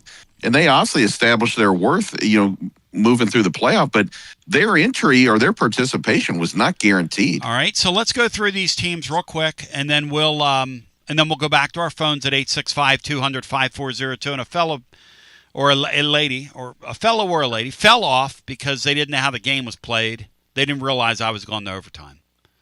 The number here is 865-200-5402. Again, 865-200-5402. It's semi-decent outside. I'm going to get out of here and get a walk in because I have a bunch of work to do later on. But I do have to get out of the house. I'm going to go stir crazy. So I don't know how long I'm going to be on, but I'm going to be on for a little bit here. Anyway. So, Brian, give me the teams again. And Sean, you tell me in the next 10 years if they're getting to a final, in your opinion. Okay. Go ahead. I won't start with we'll leave Tennessee for the last. Make them last. That's right. And let's start on the West Coast. Let's go west to east. Let's go USC. Cinco, USC, are they playing for one in the next 10 years? No, not since they moved into the Big Ten. Yep. And though Hollywood is and LA is big with money, USC has never been a money school. Hollywood. Los Lonely Boys. Hey, listen, I agree with Sean. Little riff built on a minor 9. That's a nice little song. Go ahead, Bri. We'll go east to Texas. Cinco, will Texas put it together enough times through the playoffs and overcome their stink bomb pass to get to a final? They got to a semifinal. Will they get to a final, Cinco, in the next 10 years out of the SEC? The SEC conference, as one of our former cohorts once said. I don't know if they will or not, but they have the resource to do it. Agree. I'll buy them making a final as I put up my best Johnny Canine. I think they might make it next year. Yeah, I'll buy them making a final. It might be at our expense. Again, Cape Nealon. The Cape Nealon effect might be in full effect. Who knows? Maybe we take down Arch. Maybe it's laid to bear how completely overrated and fraudulent he really is. We lay him to waste with the sheriff looking down. God, it'd be unbelievable, Andy. Continue, Bri. Let's go to Oklahoma. Home of the Sooners, who I think their history is the latter-day Sooners. And not the Sooner Day Ladders. I'm selling the Sooners getting to a final in the current configuration of college football. How about you, Sean? I think I think this year was their best shot. I know there's plenty of oil around there, and they've got fervent fan bases, but I think there's too much competition for them right now. Yep, they might be in a spot with my favorites. Well, good, Bri. Give us the next one. Auburn.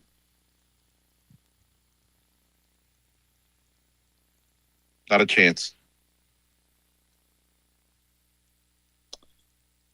They're going to waste. They're going to waste at least 4 of these next 10 years with Comrade Golish, who's going to be a miserable failure there. Continue. Florida. Miami shows you that if you have somebody there that can recruit and evaluate, kind of knows what they're doing, there's still a spot for a Florida school because there's so many ball players around them. There's so much opportunity. So many chances for bounce-back guys. You think about the guy that intercepted the ball at the end of the game from Indiana was from Miami. Think about that. From the state of Florida. You look on all these rosters, there's so many Florida kids still. In the next 10 years, Florida plays in a final. Yes, I think that's going to happen. Miami. How about you, Sean? Next 10 years, Florida. Could be. I don't think it's under this coach. But things don't change. I mean, all those schools are surrounded, especially Florida and Miami. They're surrounded by talent, and that will only replenish year after year. They're surrounded by sunshine and beaches. Yep. They have huge brands. That travels. No doubt about it. I think, and I could be wrong, which I often am, but I think those two are better set up than it is. Then who is? Even though Florida, that's my next one, Florida State. Never. No way in hell. I don't think so either. They're done. No money. They just showed by keeping Norvell no money. They don't have it. Yeah. And here's the thing. No money, no chance. No dinero, no chance. No dinero, no chance. So Miami. Yes, Miami will get back there. They'll get back to a final. Easy and league. Rounding out the 8 is Tennessee. Sean, go ahead. I forgot to let you. Go ahead, Sean. Give your opinion on Miami. I think Miami. So much talent, so much history. Yep. So much cachet in the culture. Yep. And they always seem to find a rogue booster somewhere that comes up with the cash. As far as Tennessee, man, I think we're very similar to Oklahoma, if I'm honest. It's my thought. We're going to have an excellent head coach with a lot of vision to do this. I mean, a lot of vision to win that many playoff games, to get through a multi-pronged playoff. You're talking about winning multiple games to get to a final. It's very possible. Here's a thing that Pruitt's Neck Gator says, which is very accurate. Pruitt's Neck Gator says if Indiana can do it, any of the aforementioned schools can do it. And to that I say, yep. But the one thing Indiana has that none of us can ever take away from them is the best one going today. Woo! He's the best in the game. I will remind you, I said Watson. How many guys would have taken those 2 timeouts on offense on a penultimate touchdown drive for them? And he said, oh, that would be none. Okay? How many guys would have taken that final timeout when they knew their defense was leaking oil and burned their final timeout? And the answer is, go ahead. The answer is none. So, ladies and gentlemen, boys and girls, children of all ages, there you go. Anybody can do it, but in the next 10 years, you tell me. We'll kick it around tomorrow. That's a really good topic. 10 years.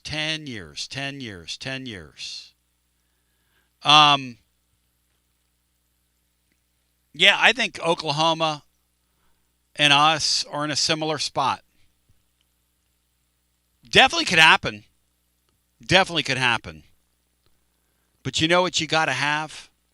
You really have to have a lot of vision, and it's got to be from the top, pulling in one direction, kind of know who you are, and sort of get there. It's going to be very difficult. That multi-pronged playoff, too, and if they go to 16, that adds another layer of intrigue to it. Because you got to win multiple games. And Sam says, man, I wish Miami had won. I don't understand that. Indiana winning shows everybody that anybody can do it. Pruitt's Neck Gators right. I agree with that. And I think by Indiana winning, there are no more excuses from a coach. A head coach. Any coach. Every head coach right now. Yep. For those that Indiana was there with Kansas and some other schools as just wretched. I mean, it was a joke. Yep. And what they've been able to do, and give them credit, what Vanderbilt's been able to do this past year. Back to our phones we go. They went out and evaluated. Diego Pavia was sitting there for everybody. More than one. Anybody could have got him. Mendoza was sitting there for everybody to go pluck if they wanted to out of Cal. But right now, there are no excuses for a head coach. Either you win or you can't. Period. So many ways to skin that cat, man. So many ways to skin that cat. Let's go to the phones. But you better know what you're doing. You better be able to identify. You better have really good leadership pulling in the same direction and not pulling against your football program. Your leadership's got to be, when it comes time to fighting for players, you got to fight for your right to party in this deal. Let's go back to our phones. Hello and welcome into our next call. Hi, you're on the air. Hello, Tony. There he is. Hello, Sean. Billy, are you excited for the Sala era? Hit it. Hey, Bill. Thanks for calling. Go ahead, Sean. No, are you excited for the Sala era? He said thank you for calling. He asked you how you're doing. I said thank you for calling, Bill. Oh, you're welcome. No, I'm not pleased at all. Because look at it this way, Tony. He wasn't worth a plug nickel when he was head coach of the Jets. Okay, when's the last time the Jets have had a coach worth a plug nickel? Rex Ryan. The last time I checked, everybody fails there. And under this Woody Johnson guy, nobody wins under him. Did Rex Ryan coach under Woody Johnson, Bry, of Johnson & Johnson? He's the last coach. The Jets made the AFC title game under him. With Chad Pennington, right? I think it was the Sanchez. Maybe it was Mark Sanchez. And he had Revis Island there. Oh, yeah. Don't get caught on Revis Island. I think it's a really good hire for the Titans. Bill, I think it's a great hire for the Titans, in fact. Well, we'll see. It'll be anxious to see. Now he's got to hire an A1 quality staff. I know there was this one head coach of the Dolphins that I think he wanted to get. Yep. He's now going to be the assistant at the L.A. Chargers under Harbaugh. Assistant to the. He pulled his name out of the hat. That's right. So I like Saleh. I think it'll be a Saleh hire. Question is, as you say, who's your offensive coordinator, and how do you develop Ward, who I like an awful lot? I think he's a promising young quarterback. But you got to get him in the right system, and you got to draft well. Yeah. Bill, just be glad you guys didn't get Nagy from Kansas City. Totally agree with that. Totally agree. Yeah. It would have been nice if we would have gotten Baggy. Yeah. If we would have gotten Jim Harbaugh's brother, or Sean McDermott, but that's what I would have done. I would have hit the pause button on my process, and I would have gone right out there and gotten Big Red. That's one of my Philly boys right there, Big Red, and that's McDermott. Well, I guess he's Little Red. Andy Reid's Big Red. That's Tony, what I they fired him really for no reason. No reason. Petulant reason whatsoever. That's a petulant firing by them. I agree with that. I'll tell you one thing. That owner needs to get that owner needs to get his head examined for doing something dumb like that. He also fired James Franklin in a snit fit. So maybe he's like premenopausal or something. I don't know. He's having trouble with his hormones. If you smell me. Yeah. And, of course, Stefanski is now with Atlanta. Now who is the Browns going to get? Could there be a possibility nobody worth their salt's going to go there. You know why? Because you're going to make me do right or make me do wrong. I'm Haslam's puppet. Dun dun dun dun dun dun dun. Who made that song? Yeah. I know that song was made in the 50s. I had no idea. Something like Purifoy, something in Purifoy, make me do right or make me do wrong. I am your puppet. That's right. Bill, you and I have to admit it, and it's just something we have to admit. The guy that goes to Haslam knows I'm going there and I'm going to give him control. To take what you got, control. He takes a lot. You know what I would say to Jim Haslam? Yes. Look, you hired me to do a job. I tell him let me do my job and get out of my office and don't let the door hit you on your way out. I would tell him to step off because you got to get lost because you know you're soft. Ha, ha, ha. Exactly. And I would tell him to take this job and shove it, Bill. Who wrote that? Or who sung it? Oh, Johnny Paycheck. Johnny Paycheck, yeah. I have a great Johnny Paycheck. I have a great Johnny Paycheck show from Gillies back in the day on Silver Eagle Radio. Yeah. Haslam blows. He's the worst owner. He makes Jerry Jones look like a good owner. Gah! They were so close a couple years ago. So close and yet so far. I carried your rebates from school. And I'll tell you when I'm anxious this coming Sunday. Who made that song, Bill? My eyes, not verbal. My eyes adored you, Bill. Who made that one? Oh, easy, the Four Seasons. I said, I'll tell you something about Frankie Valli. Yeah. He's not only a good performer as a singer, but he's also a good actor. I've seen him make a cameo appearance on The Sopranos. Hey, Bill, let me tell you something. Paisans have natural charisma, my friend. And we can all act. We can all sing. We can all dance. Yeah. Go! Big girls don't cry. Big girls don't cry.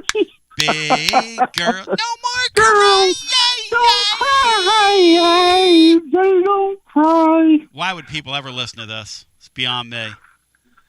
Bill, I toast you. I celebrate you. I appreciate you. I thank you. You are a wonderful man. I love you. Thank you. And you are totally out of here. And don't you dare rip your head coach who can coach. Hello and welcome into our next call on our overtime. Hi, you're on the air. Hey, Tony, Sean, there he is. What's happening? Up, Josh? How you doing, man? Doing good. It's good hearing Sean on there. I find myself agreeing more and more with him. I think he may be my favorite co-host, Tony. Interesting. Oh, no. Come on. Bino's your favorite. Come on. I appreciate it. Bino's a damn sheep. Bino went full redneck on me, Sean. I don't know what's happened to Bino. Yeah. But Bino attacked him one day. I'll tell you what. What did he do? Because I'm going to see his older brother tomorrow. So you tell me what he did. Bino came over the top rope on Josh and pile drived him out of nowhere. Tagged him. No, I love Bino. Threw salt in his eyes and suplexed him. I'm just kidding.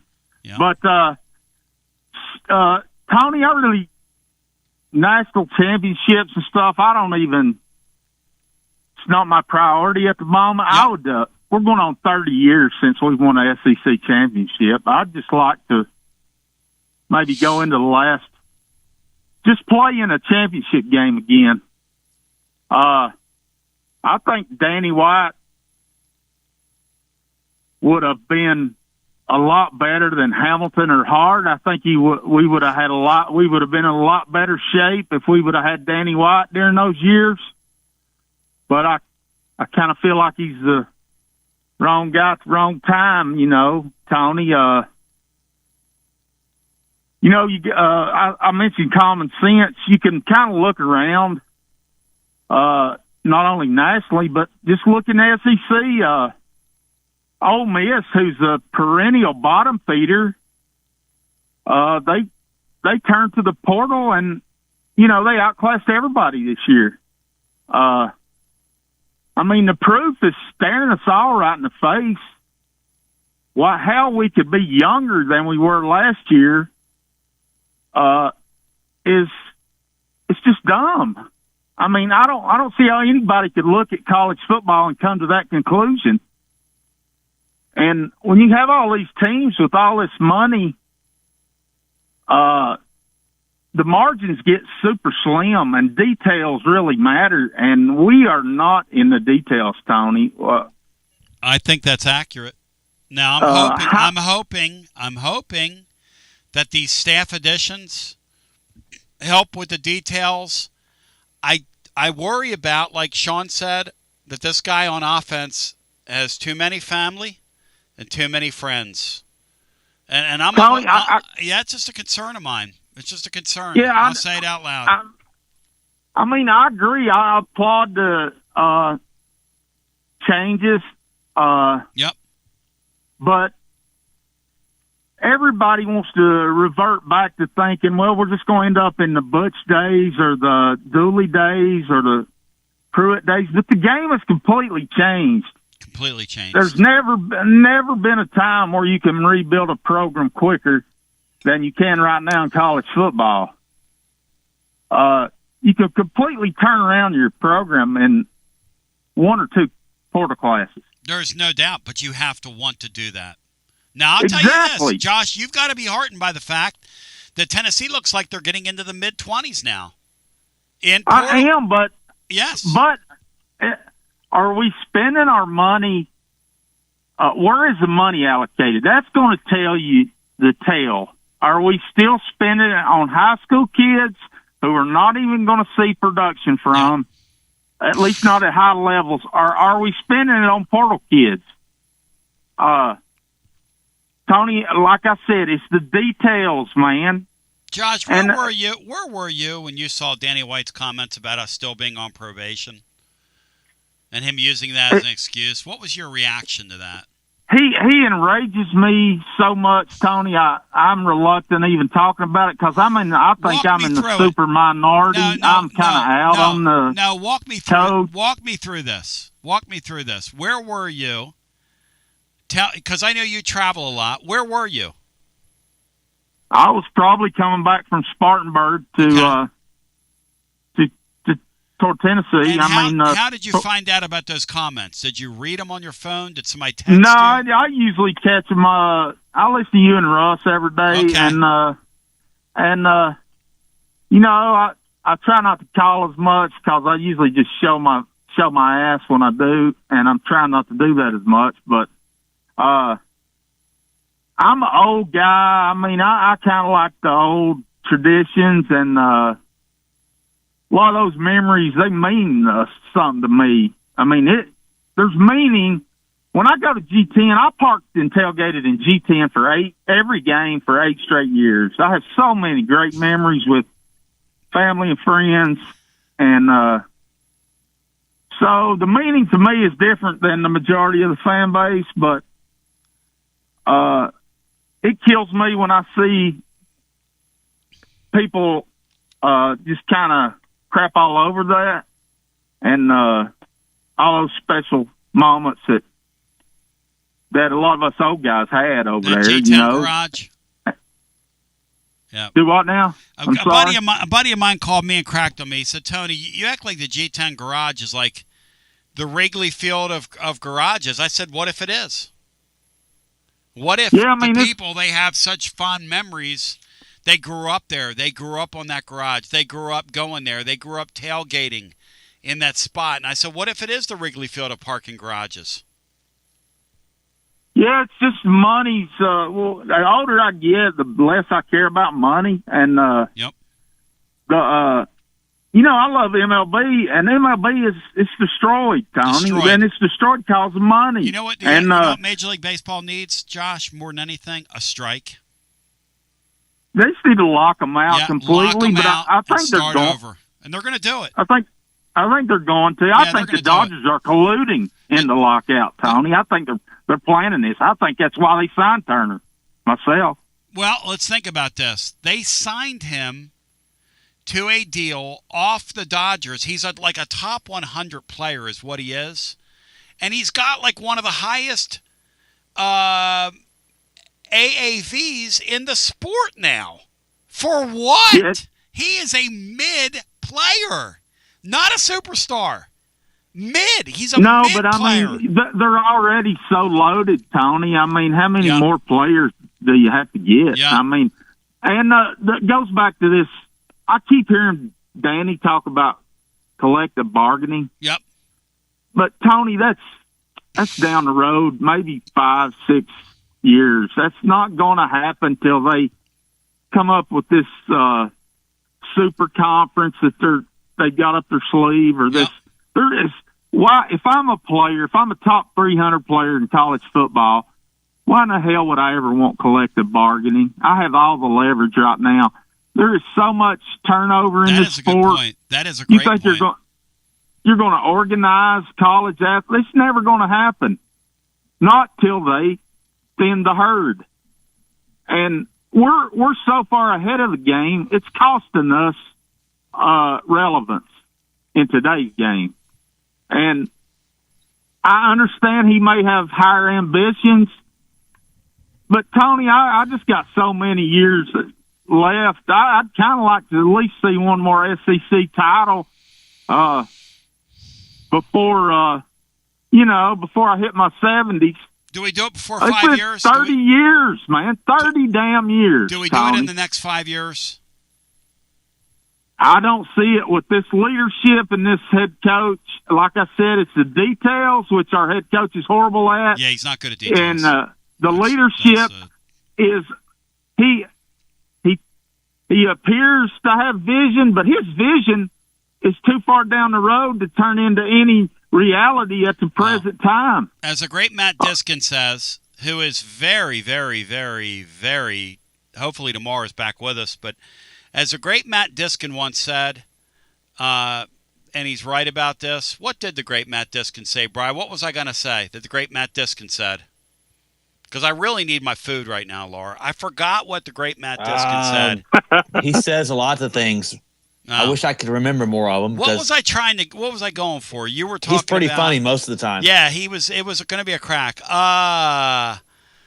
You were talking about Danny White, and damn it. Oh well, it was going to be good. Trust me. Well, Tony, I don't know. Everybody calls me negative all the time. I just want to win as much as everybody else, and doing things that appear to be pissing in the wind, like worrying about the NCAA or I know collective bargaining. Diskin said it sure would be nice to get the baseball stadium done before we get the entertainment district erected. Yeah, he doesn't know if that's too much of a high ask.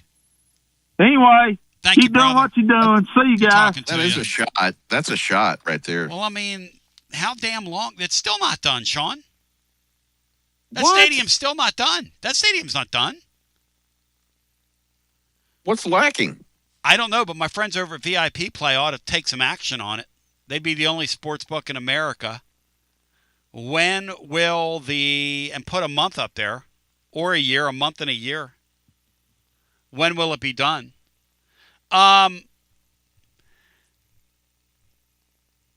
Nick Jackson says, I don't get this. I understand people are familiar with tailgating in G10, but damn, it's a garage. They're going to rebuild there, LOL. I had a buddy of mine say, Tony, you pandering to people about this G10 garage is idiotic, and you're better than that. And I'm just going to say it out loud. And I don't think you are. And he said to me, you guys act like it's some like hallowed space, like it's the Wrigley Field of parking garages. It was such a great line. Go ahead, Brian. That still doesn't change the fact that the entertainment district is not necessary. It's idiotic. You can go claim your VIP Play welcome bonus right now. You bet $20, you get $100 in bonus bets instantly. The promo code and the phrase that pays is TN Tony. Again, TN Tony. And they're live always, 200-plus leagues, numerous bet types, props, options. I watched a beautiful redhead last night by the name of Coco Gauff come correct last night in the Australian Open. And she is beautiful with her natural red hair. So shout out to Coco Gauff. 200-plus leagues, numerous bet types, props, options. If you have a bet in mind and you can't find it where you go, they'll make it happen for you if it's compliant in the state of Tennessee, where everybody gets treated like a VIP at VIP Play. Gambling problem, 800-889-9789, 21 and over, located in the great state of Tennessee to place a bet. And I'll tell you what I got to do. I think I'm going to have to put my own pizza in. I'm feeling like today. So let me do that. I'm going to work on getting my own pizza in the oven, and I'll be back with you. Because this overtime, something's got to pay for it, and this will. TB here for Cedar Bluff Plumbing, a live and local company that's been serving our area for over 32 years and counting, because every customer counts, and I mean no job is too small. Cedar Bluff Plumbing just voted #1 by City View magazine because multiple plumbing experts are on call to serve all your plumbing needs. Chances are there'll be a plumber in your area when you call, and they won't send some salesman to your house. You're going to get a high character, trustworthy, highly trained plumber who will serve you. Not like some of these guys that look like they came off the set of America's Most Wanted. Cedar Bluff Plumbing is Basilio tested and approved and will go the extra mile for you because Chucky Mack is a servant of the people and my consigliere to the throne, celebrating over 32 years of serving living volunteers. Cedar Bluff Plumbing. Call 588-4448. That's 588-4448. Cedar Bluff Plumbing. Slow drains, gurgling, and bad odors may seem minor, but left unattended, they can turn into a plumbing emergency fast. Don't let a clogged drain become a disaster. Keep things moving smoothly with Pipe Wrench's $99 drain clearing, guaranteed to work, or it's free. Our certified plumbers arrive prepared with the tools and expertise to clear even the most stubborn clogged drains. And with our same-day service guarantee, you get fast relief without the inconvenience of waiting. Have more than just a clogged drain? We also offer free on-site estimates and free second opinions on repairs. Your comfort isn't just our job, it's our promise.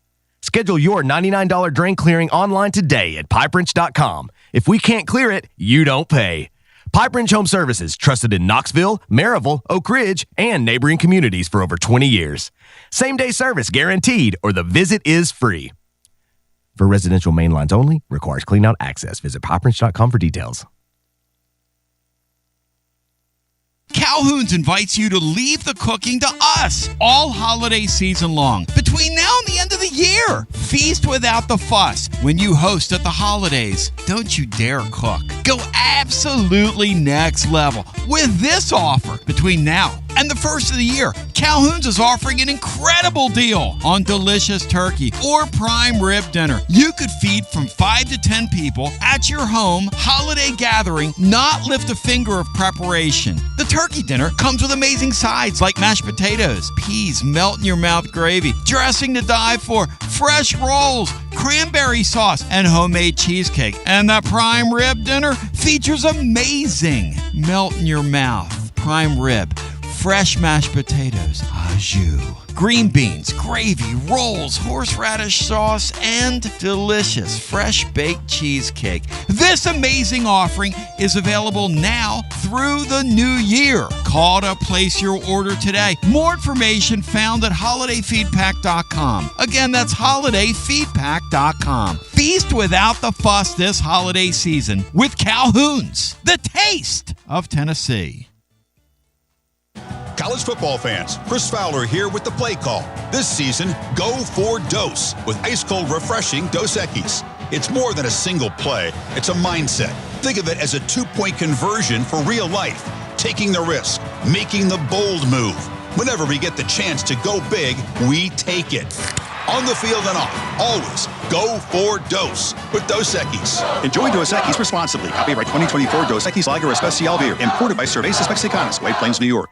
Basilio here, and my friends at Carnes Motor Company started with a dream over a quarter century ago. I met Rob and Brian back when I still had hair, and they were working at a huge dealership in West Knoxville. But they told me back then they wanted to sell cars on their terms, and I wanted to do radio on my terms.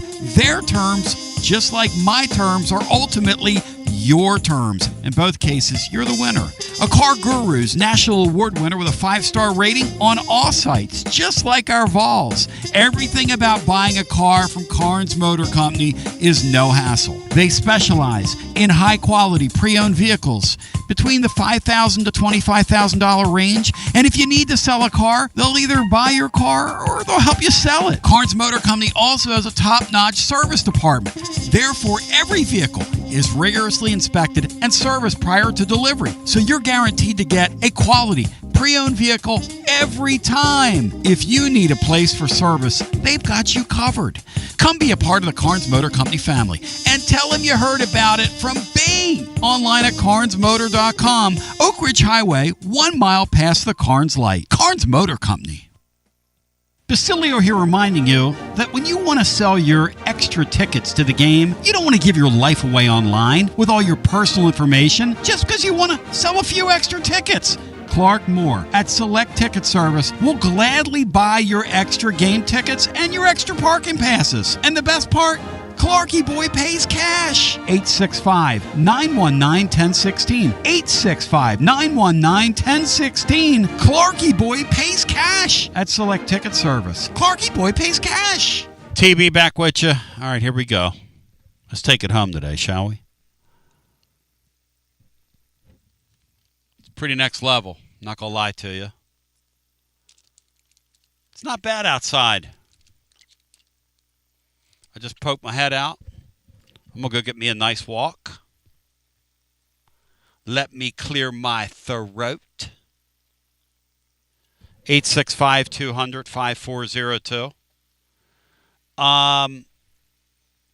Boy, this G10 parking garage thing really stirs people up, man. The last thing I want to do is get between you and the Wrigley Field of parking garages. You know?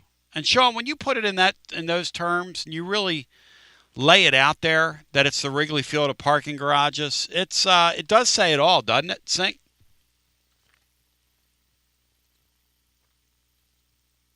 Well, I see both sides. I mean, I see why it seems like a limited area there. Yep. How much are you really going to get in there?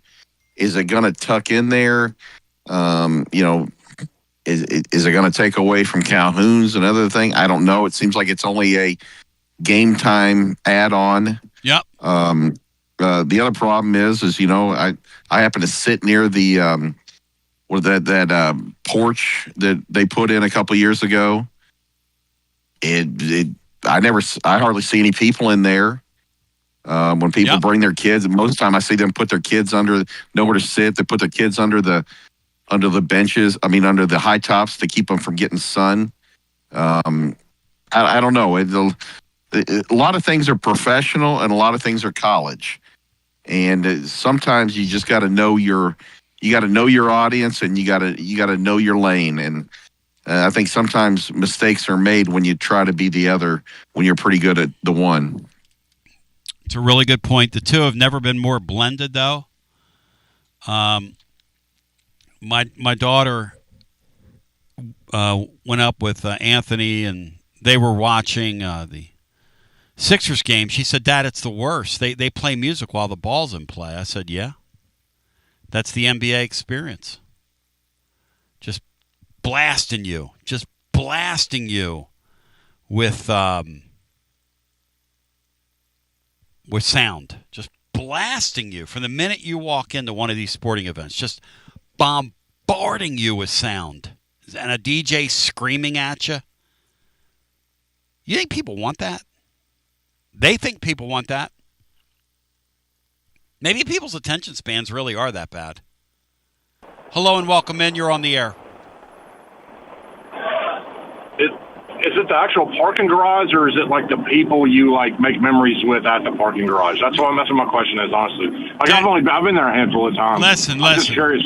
Once you get to the hallowed hills and the hallowed halls, and my buddy jumped on me, he said, "Tony, you pandering to those people, you embarrass yourself." I don't know. I can't speak to that. It's all in the eye of the beholder. Ladies, does it not speak to you? Did the G10 experience not speak to you? I remember my experiences there with the people that I was there with. Not whether or not it's a parking garage, it didn't matter where it was. And that's just me, I guess. I mean, hey, dude, everybody has their feelings. I get it. It's just, I don't know. Yeah.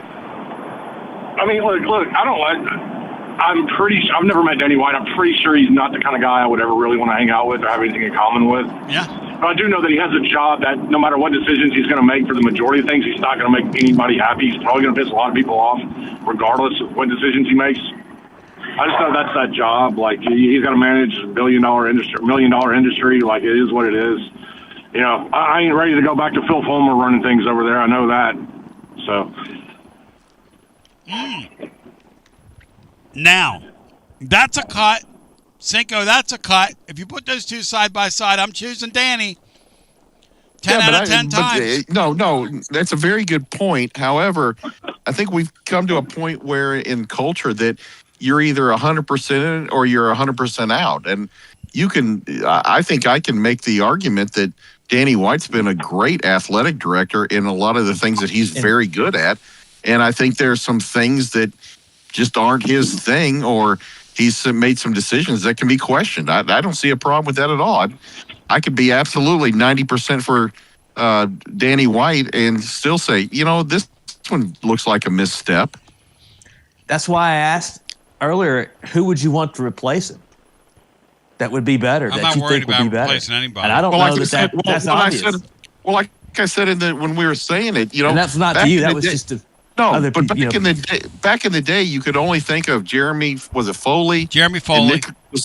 And Nick Castiglione, and maybe Joe Castiglione. Maybe when Danny's dad was at Notre Dame, the whole point of being an athletic director is nobody knows who you are unless you're screwing something up. Yep. I mean, at this time, this was an administrative role, and now we've got people in AD roles wanting to be celebrities like coaches and players. Lee, you have to admit that was a nutty thing to say out loud about teams cheating and the portal, and that was pretty nutty. You have to admit that.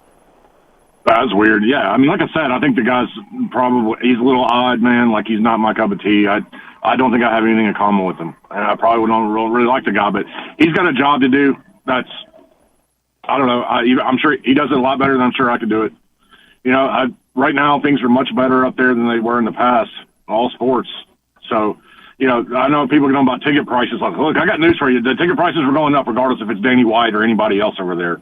Like, you don't believe me, go look at any sport at any level, anywhere else. I don't care. Hockey, baseball, like whatever. Anywhere. It's not just because of Danny White. Yep. You know? And by the way, they're pumping noise at you in all these arenas.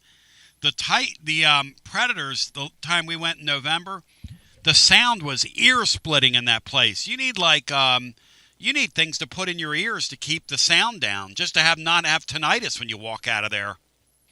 Yeah, that's another thing that's changed a lot, man. Like, if you went to Prez games like 15 years ago, it's a completely different experience. And I understand the people that go now, they sell the place out every night, and the people that go love it.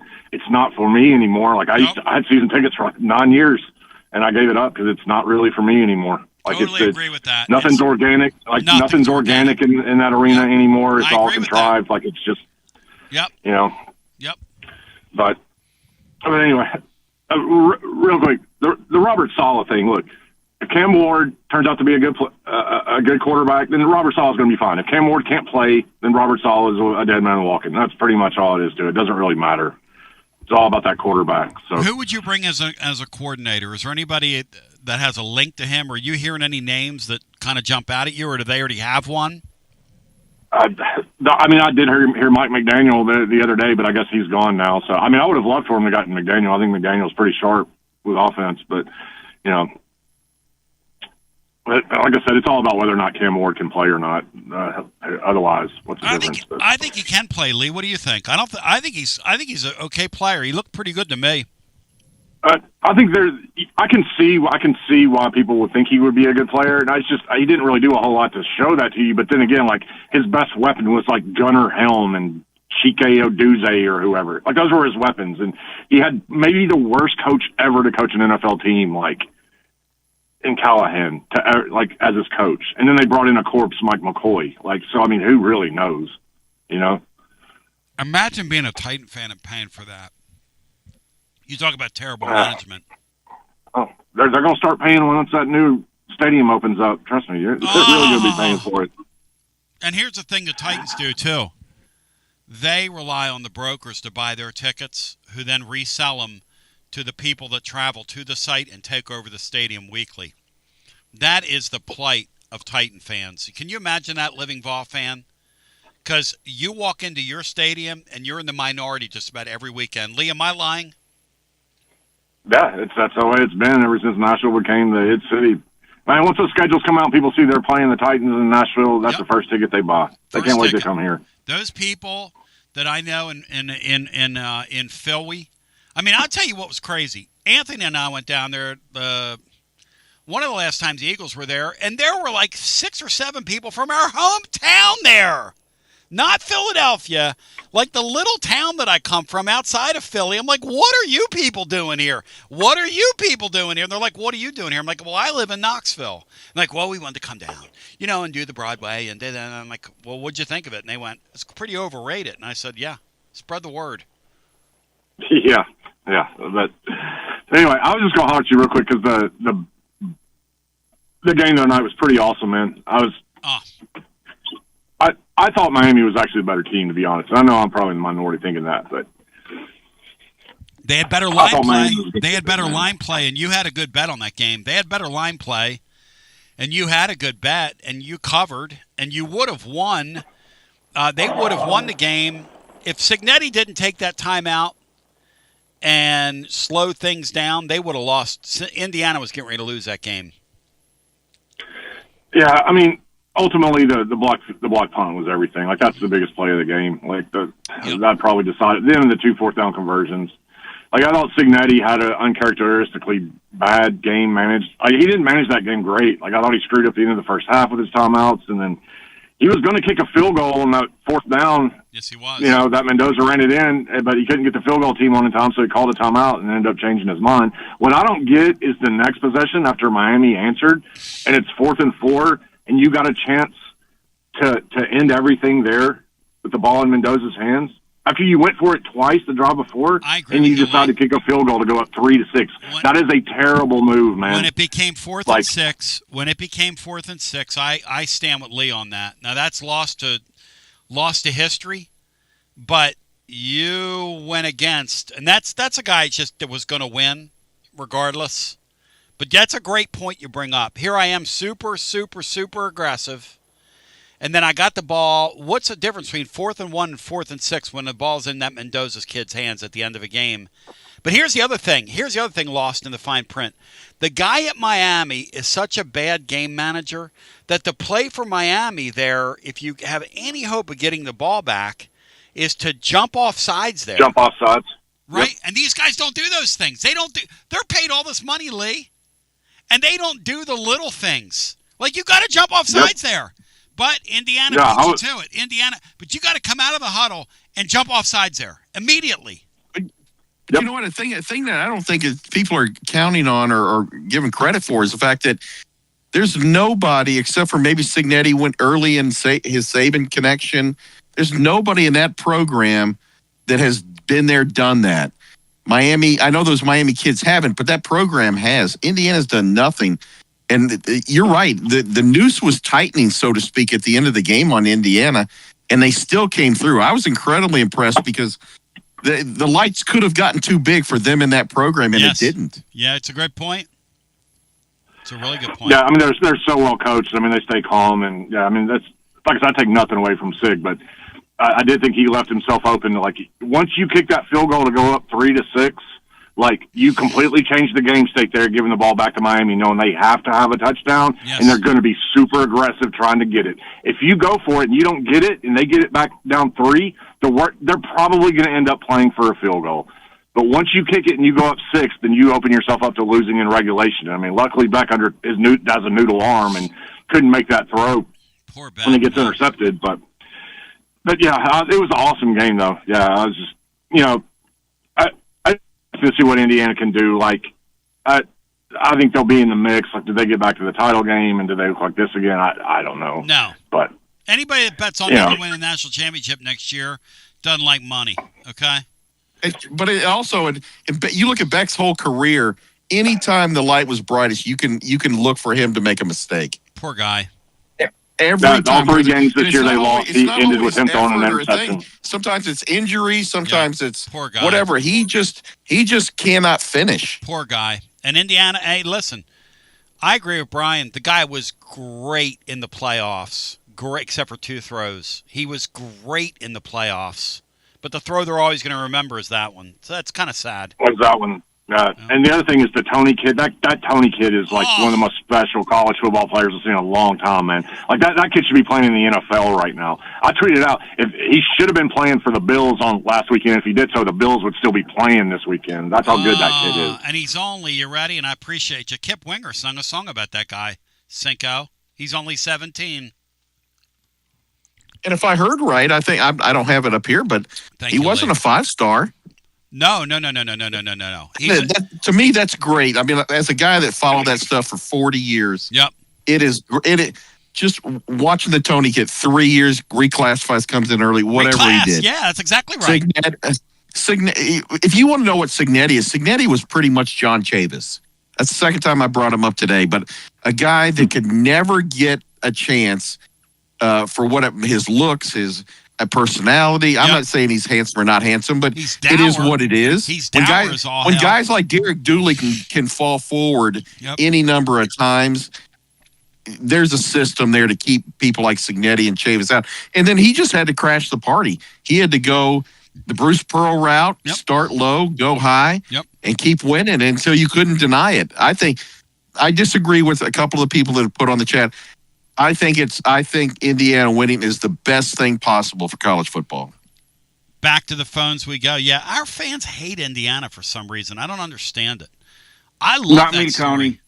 Not you? Turn that on Notre Dame, by the way. Forget Indiana. Put your hate towards South Bend. That's exactly right. Who needs to join a league? A league. What's up, T?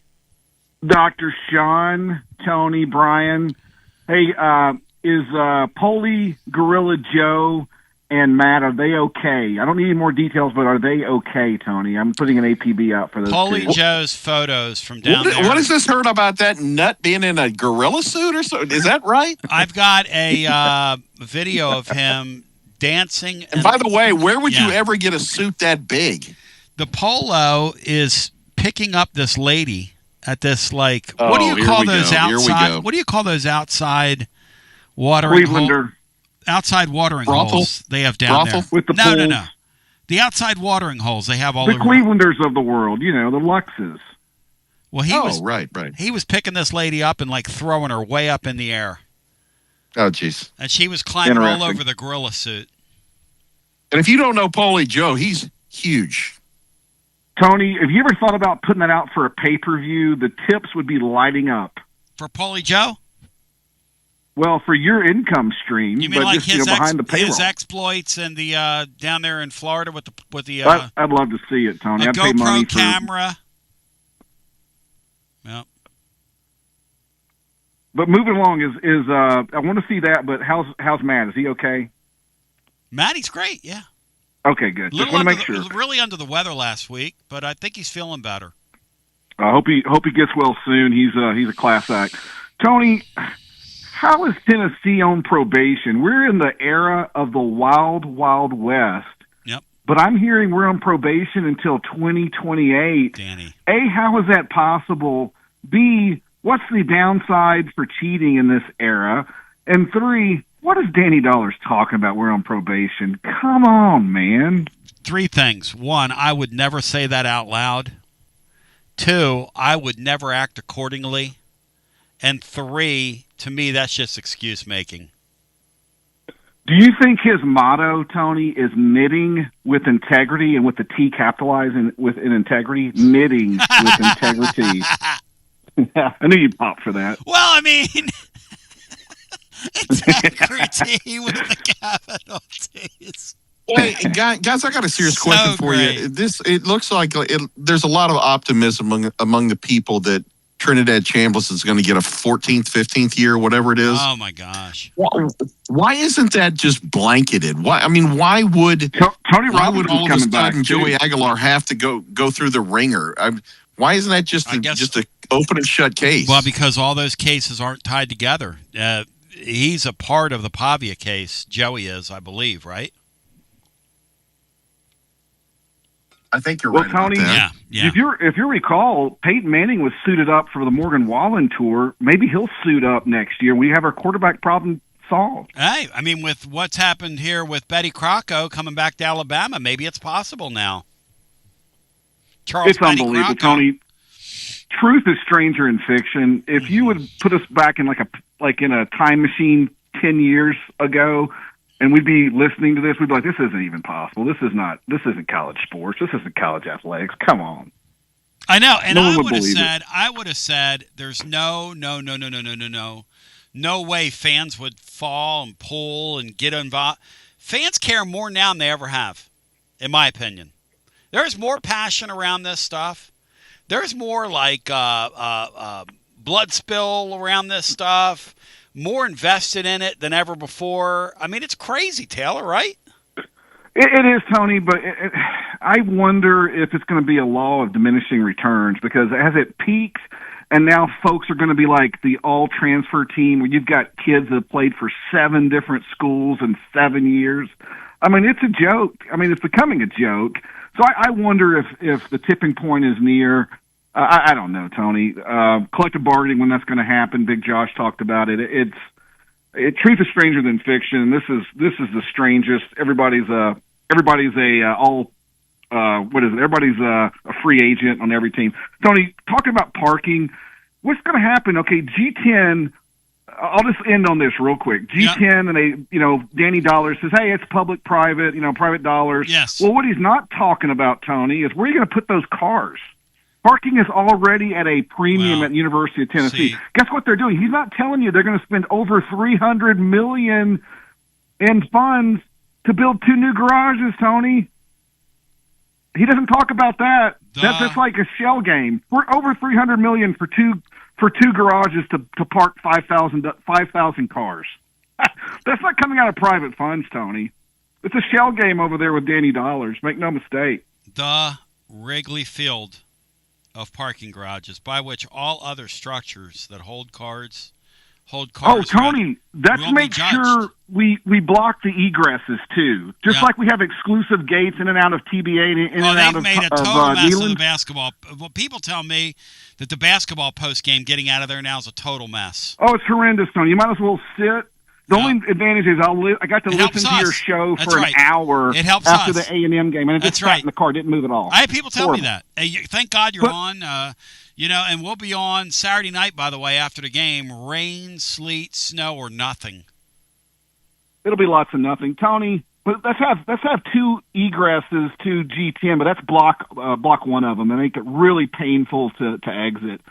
I'm sure if you paid extra, he'd allow you to open up and have exclusive access to an additional exclusive egress. Like a VIP egress, Tony. Well, no, like the Express Pass. If you ever travel on some of those roadways, like in the Northeast now, if you get in what do they call the?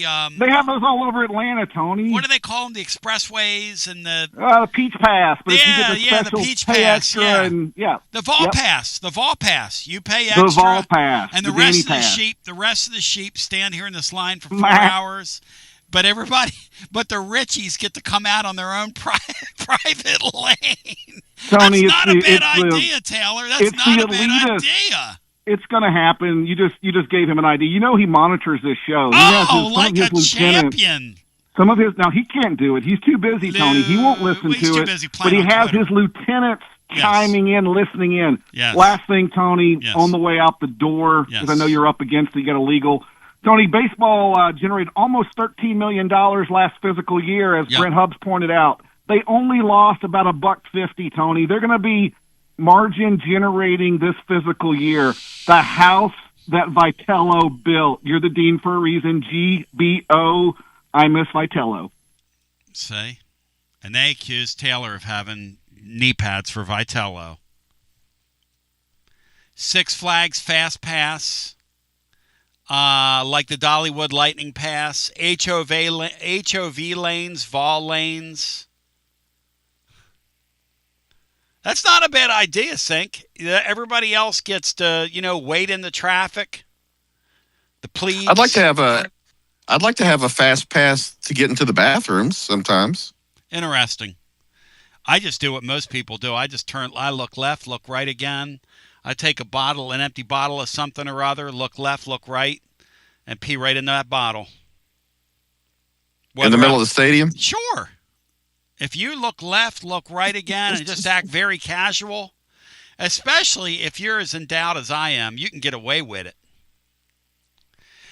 Any final thoughts for us here on the way out? And that's why we don't do an overtime to the overtime to the overtime. Because then I get into too much information. Well, it's official. Hit it. A winter storm watch from 1 a.m. on Saturday morning to 7 p.m. Sunday night. Where? For here. It's just a watch, not a warning. It's a watch right now, yes. Potentially 4 to 10 inches of snow, mainly north of town. So we're kind of right on that line. 4 to 10 inches. I don't want to reverse jinx us, but I'm going to believe it when I see it. I've heard this for 40 years. Yep. 4 to 10 inches. It's come maybe once or twice. 4 to 10 inches. I will sell. Boys, it was a lot of fun. And I stayed way longer than I wanted to because I was having too much fun today. Love each and every one of you. Let's get a sponsor for this overtime. Let's go. Come on, man. And Denny, my proposal will be in the mail tonight. Till we meet again, for all those behind the scenes, I love you. I appreciate you. I just want to say GBO and take the vote. If you're looking for something to watch tonight, Brian, my Flyers play later on. Are you going to be up watching them and the Woolly Mammoth tonight? The Utah Mammoth, Brian. Are you a Mammoth fan?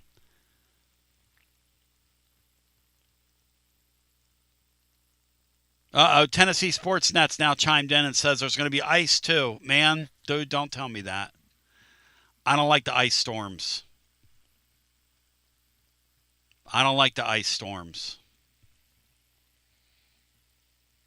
Jim Cantori told me the other day this thing's going to be nasty, so I usually listen to him. Us Paisans have a special pipeline to each other. And Cantori got in the mix and in the hunt with me and said, "Hey, you need to tell these people, hey, yeah, you need to get in the mix and in the hunt." And they tell these people they need to get in the hunt and in the mix. But yeah, lots of fun. We love you. We thank you. We appreciate you. We support you. I love being here. It was wonderful today. Tell a friend about the show, and they'll tell two friends, and so on and so on. Everybody that pushed the like button on YouTube, I love you. Everybody that didn't push a like button, I love you too. I don't want to be a whiny B.I.H. on here all the time. Dun, dun, dun, dun, dun.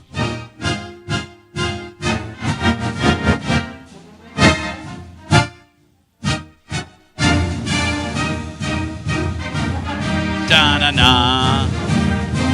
I gotta get out today, 'cause if I'm snowed in, I'm gonna turn into cabin fever crazy. Bum, bum, bum, bum, bum, bum, bum.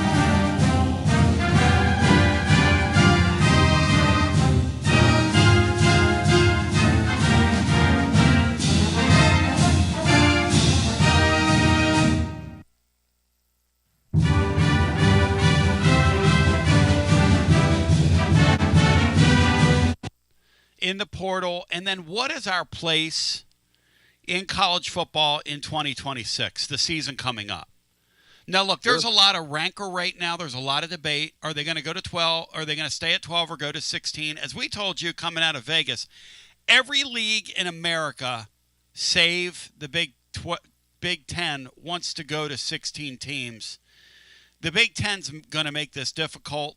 And there's still some belief. I was looking on something called D1 Ticker, which is a collated group of stories geared at those in the industry. And I was looking on there today, or last night rather. And the belief is that they can still get to 16 this year. But Petiti, God knows what he wants in terms of concessions. Who knows?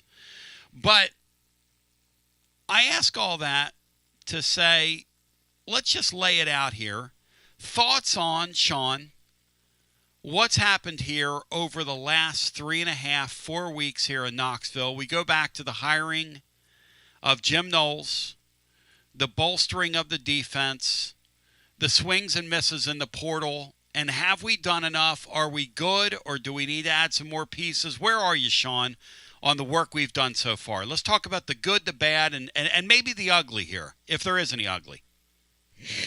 Yeah, well, I'll tell you what.